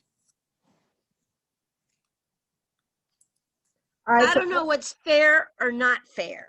All I know is that in planning how we get our membership to get their voices heard, I am not going to waste much time on Kumar. You know, if it's big enough, I'm sure he'll show up. You also need people like Matt Kaufman to go out on a limb. I know he's got young kids. I know he's got that academy that he's trying to get off the ground. I know he's a busy guy, but people have to speak up. Oh, he kind of spoke up for the establishment. He took sides, in my opinion. Well, those are three people that I've looked to for some sort of response. Tyra, Kumar, Matt, Kaufman. Where are they? Jessica Duenas. Oh, well, Jessica's out of the picture. She crashed and burned, is in recovery from alcoholism, is back up in New York. She took sides, though. I think she supported the other side. She made some comments. Oh, she's gone to the dark side? It's not that Jessica? it's the dark side, it's the loud side. You know, we've been attacked and discredited and smeared, and it's safer to just go with who's in power because, you know, they've got all the tools and equipment. Well, she resigned. She resigned from the. I know she lives in Florida now. I'm just saying she still has a voice. She still could have. What? We endorsed her for KEA president 2 years ago because that was all part of this work. It's all part of the same package. I think we are looking at things from the wrong end of the telescope. We are the heroes we've been waiting for. I'm just looking for other people to speak up. I'm just throwing names out there. Where I'm are just they? saying, I agree. we are the heroes we're waiting for. I don't disagree with you, Yvonne, but I also think it's a confusing, not so one side or the other issue, and it's easy to get drawn with all the crap flying right now to either side, and it can be a rumor about a personal suggestion about one person, or it can be CDC has changed their guidelines. I mean, it's a hot mess and it's hard to follow. And if you're a teacher like me, how the hell do you have time to even stop and dissect all the stuff that's being thrown? Right. Mm-hmm. All right. So as far as what we need to be focused on urgently, the pension bill moves to committee on Wednesday. Can we do any kind of action? Can we organize around that? Do you guys have any thoughts? I've been tweeting like crazy to Ed Massey and Sewer Jerry and Putin McKim. Oh, Sewer Jerry, can I steal that? Sewer Jerry, Putin McKim, and Moocher Massey. I've been tweeting like crazy. All right, let's plan a Twitter storm and get out there and support Randy. Sure. It's I House like Bill. that. Yeah, I like Putin McKim. You know, I mean, it describes him perfectly. He's got his knee on the neck of the association. You know, he's just going to run and run and run. He's the Duracell president. You know, he never runs out of re-election capability. It's a sad situation. Unions can be very effective if they're honest. JCTA is not. It's totally corrupt. I know, right? If it would truly just listen to its members and do what its members want, it'd be amazing. You know, here's what they could do. Is Verbon Graves still here? Are you still on? Yes, he is. You wanted some solutions? Yes, I am. Here. Take this back to wherever people are listening to you and have JCTA work behind the scenes. Publicly, you want a solution? Publicly, JCTA could go to its membership and say, look, we understand that we can't call publicly for a strike, but we might have to come out and say, well, we're not really too encouraged by the teachers' drive to strike, and we've done what we can to slow them down. But behind the scenes, this association could support us. JCTA could support the members that are standing up and saying these return to school plans are not very good. This House Bill 258 destroys the teacher pension. They don't have to actively block us. Right. They have blocked transparency of TRS. Brent McKim, are you listening to me, Mr. Graves? I hear you. I don't have anyone that listens to me. Okay. I don't think that I get what you're saying as far as that. I think that they have no interest behind the scene and front of the scenes because it's not something that they want. So whoever you go to, I don't think that that's, from what I see and read, I just don't think that it's I don't know how to phrase it. Like I said, I don't think that's something they want. So, Okay. One thing they could do that they haven't is support the lawsuits that we have filed on individual bases. That is one thing that worked back in 1990 when they revamped the entire Kentucky education system. It was a lawsuit. It was led by Bert Combs, Sarah Combs, Ted Lavitt, Arnold Moore, a bunch of people that were connected to the state school system. JCTA could lead that. They could go into the courts and say, this is wrong, this is wrong, this is wrong, whatever. It could be the pension. It could be, they could engage the third branch of government, which they have actively refused to do. So that's a failure to represent, frankly. That's one thing that they could do. That's a solution. We've had to do that on individual bases. I formed a 50. Yeah, I'm listening. Can you hear me? My sound cut out at the end of what you were saying after you were talking about supporting the individual lawsuits. I didn't hear the end of it. I'm just saying that's what a union would do if it were not occupied by basically president for life. We have somebody who's in a comfortable, cozy position, never wants to rock the boat, but that's not what the association should do. The association should back a lawsuit.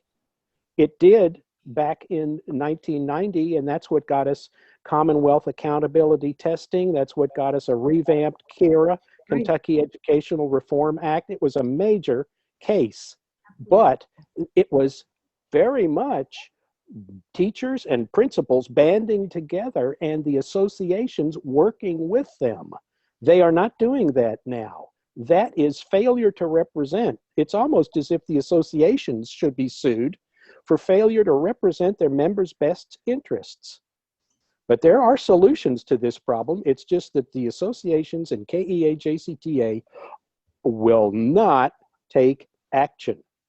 Yeah, I think when I asked that, I kind of mentioned this earlier, I don't personally believe that any of the organizations, whatever, are part of any solution. I know, I think you mentioned earlier, you still want to work for positions within them. I just, looking at 120, I'm still a member of that. And To me, as far as JCTA, not leadership, but just even membership representing certain demographics or whatever they represent, I just get the impression that the majority of the demographics of whoever is voting or whatever share the, I guess as Greg kind of said over here, don't rock the boat leadership. I kind of believe that's kind of how the membership is. And I just don't think that, or I think leadership is aware of that, and there's just not a motivation for them to engage in anything beyond what they are doing. I think that they kind of have a belief that it's not something that enough of their membership that they are concerned with would raise a stink over it. So, I mean, like, as you said, for 20 years, so obviously this isn't anything new.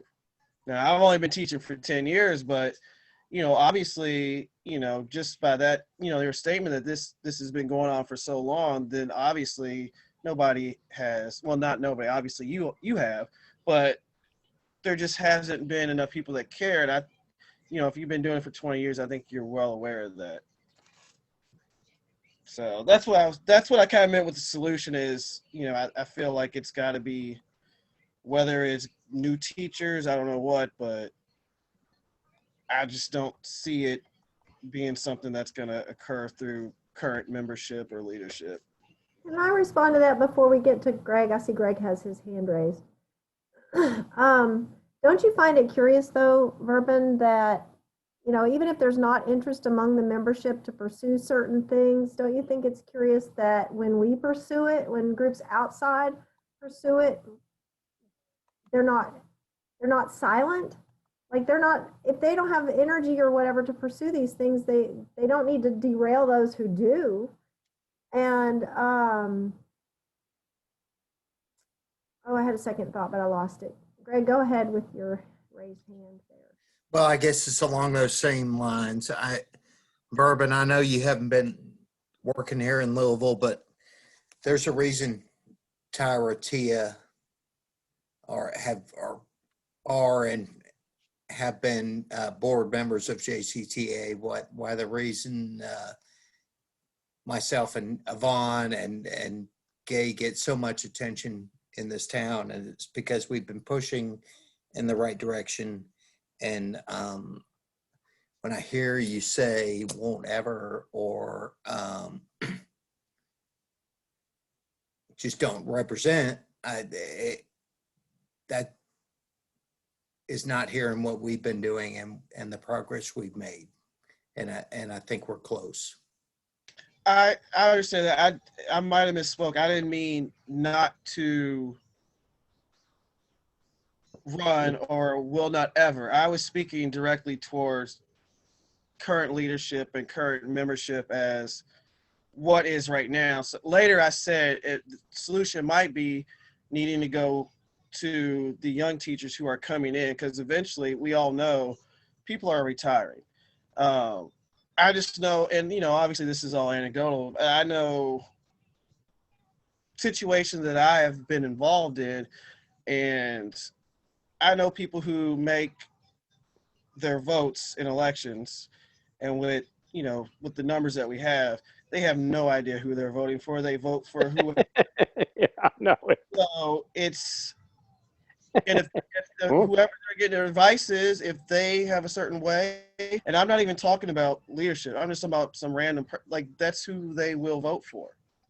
And that can take a whole school. That's 15, you know, 20 votes that a candidate is not getting, not because of anything except for this one person is friends with somebody and they say, hey, go vote for them. So that's kind of where I was talking about. Not that you all should give up that, but more so, I feel like for that to work, I think you're going to have to get people before they get stuck into this, oh, I'm just going to vote for whoever in my building tells me to work for, because that's who I work with. So if they know it, then I'm going to go with them. I feel like there's a lot of people that who, you know, they say they take their voting responsibility as being important, but they're not really putting in the work in when they make their vote. They're just, and I think you're kind of fighting against that. You know, Brent and whoever in leadership, they have name, you know, it's kind of like Distinguished Gentleman with Eddie Murphy. He won an election because he had the same name as the previous candidate. I'm We're going to doing- watch that again. We are doing real damage though, Verben. And Oh yeah. I want you to know Oh, Yeah. we're close. to what? Tell me. Let me in on this. I'd like to know. After all this time, what are we close to? We have More come, than one in JCTA elections. we have come a long way. Okay.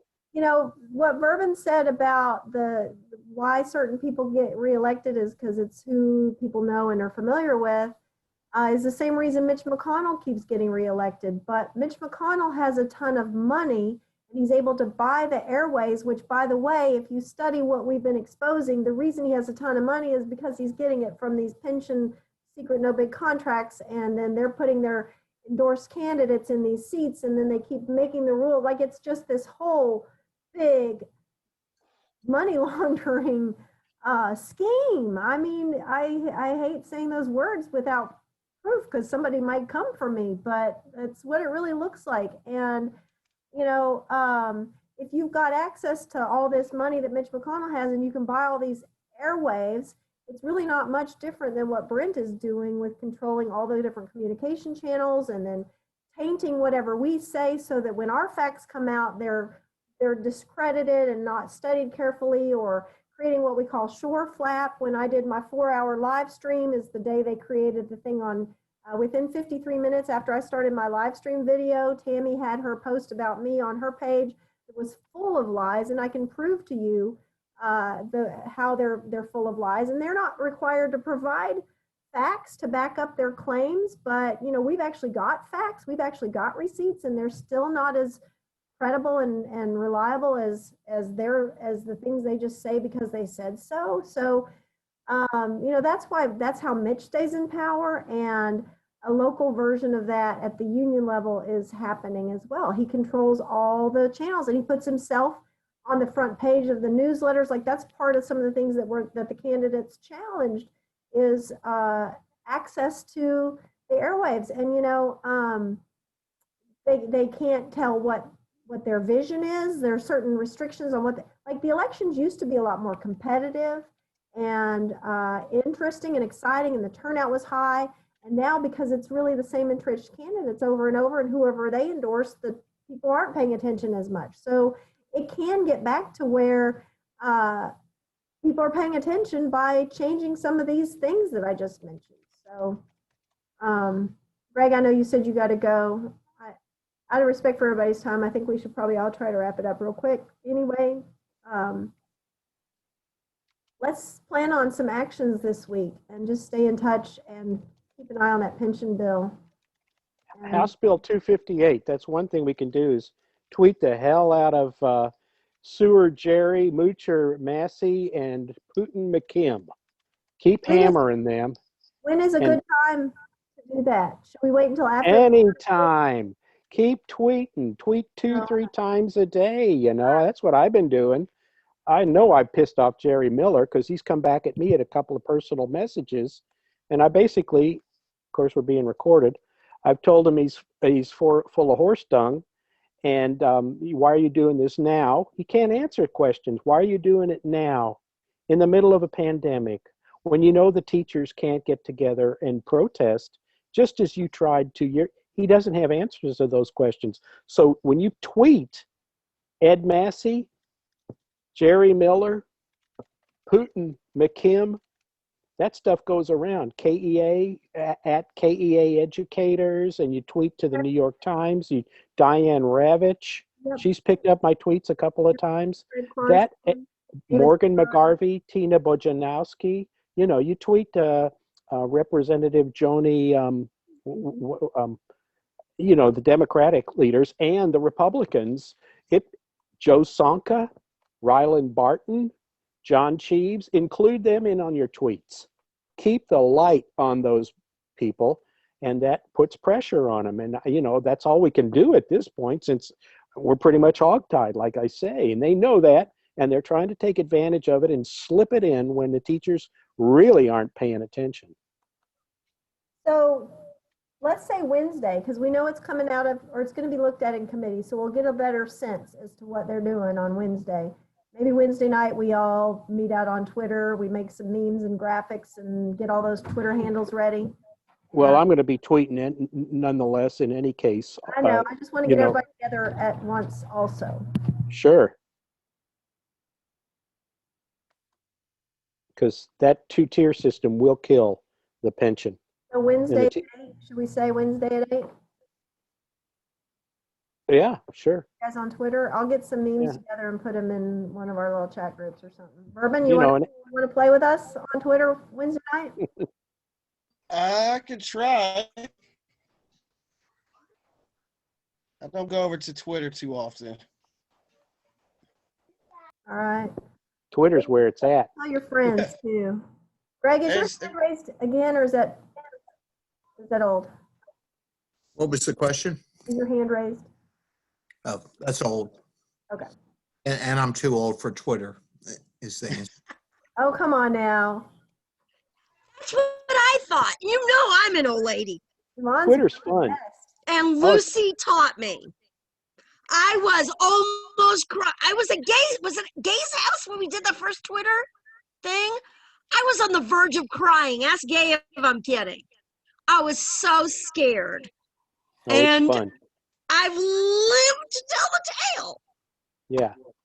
And you know, it's incremental. Once you get it started, it just gets better and easier and you get more followers. Well, I have a Twitter account now, but I can't even keep up with Facebook. So what all that.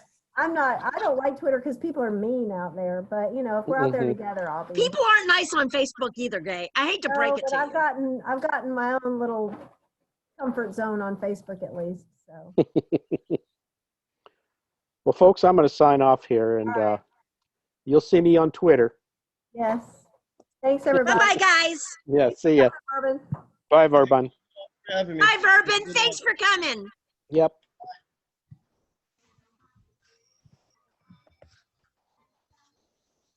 Bye. Say bye-bye. Bye-bye. Bye-bye.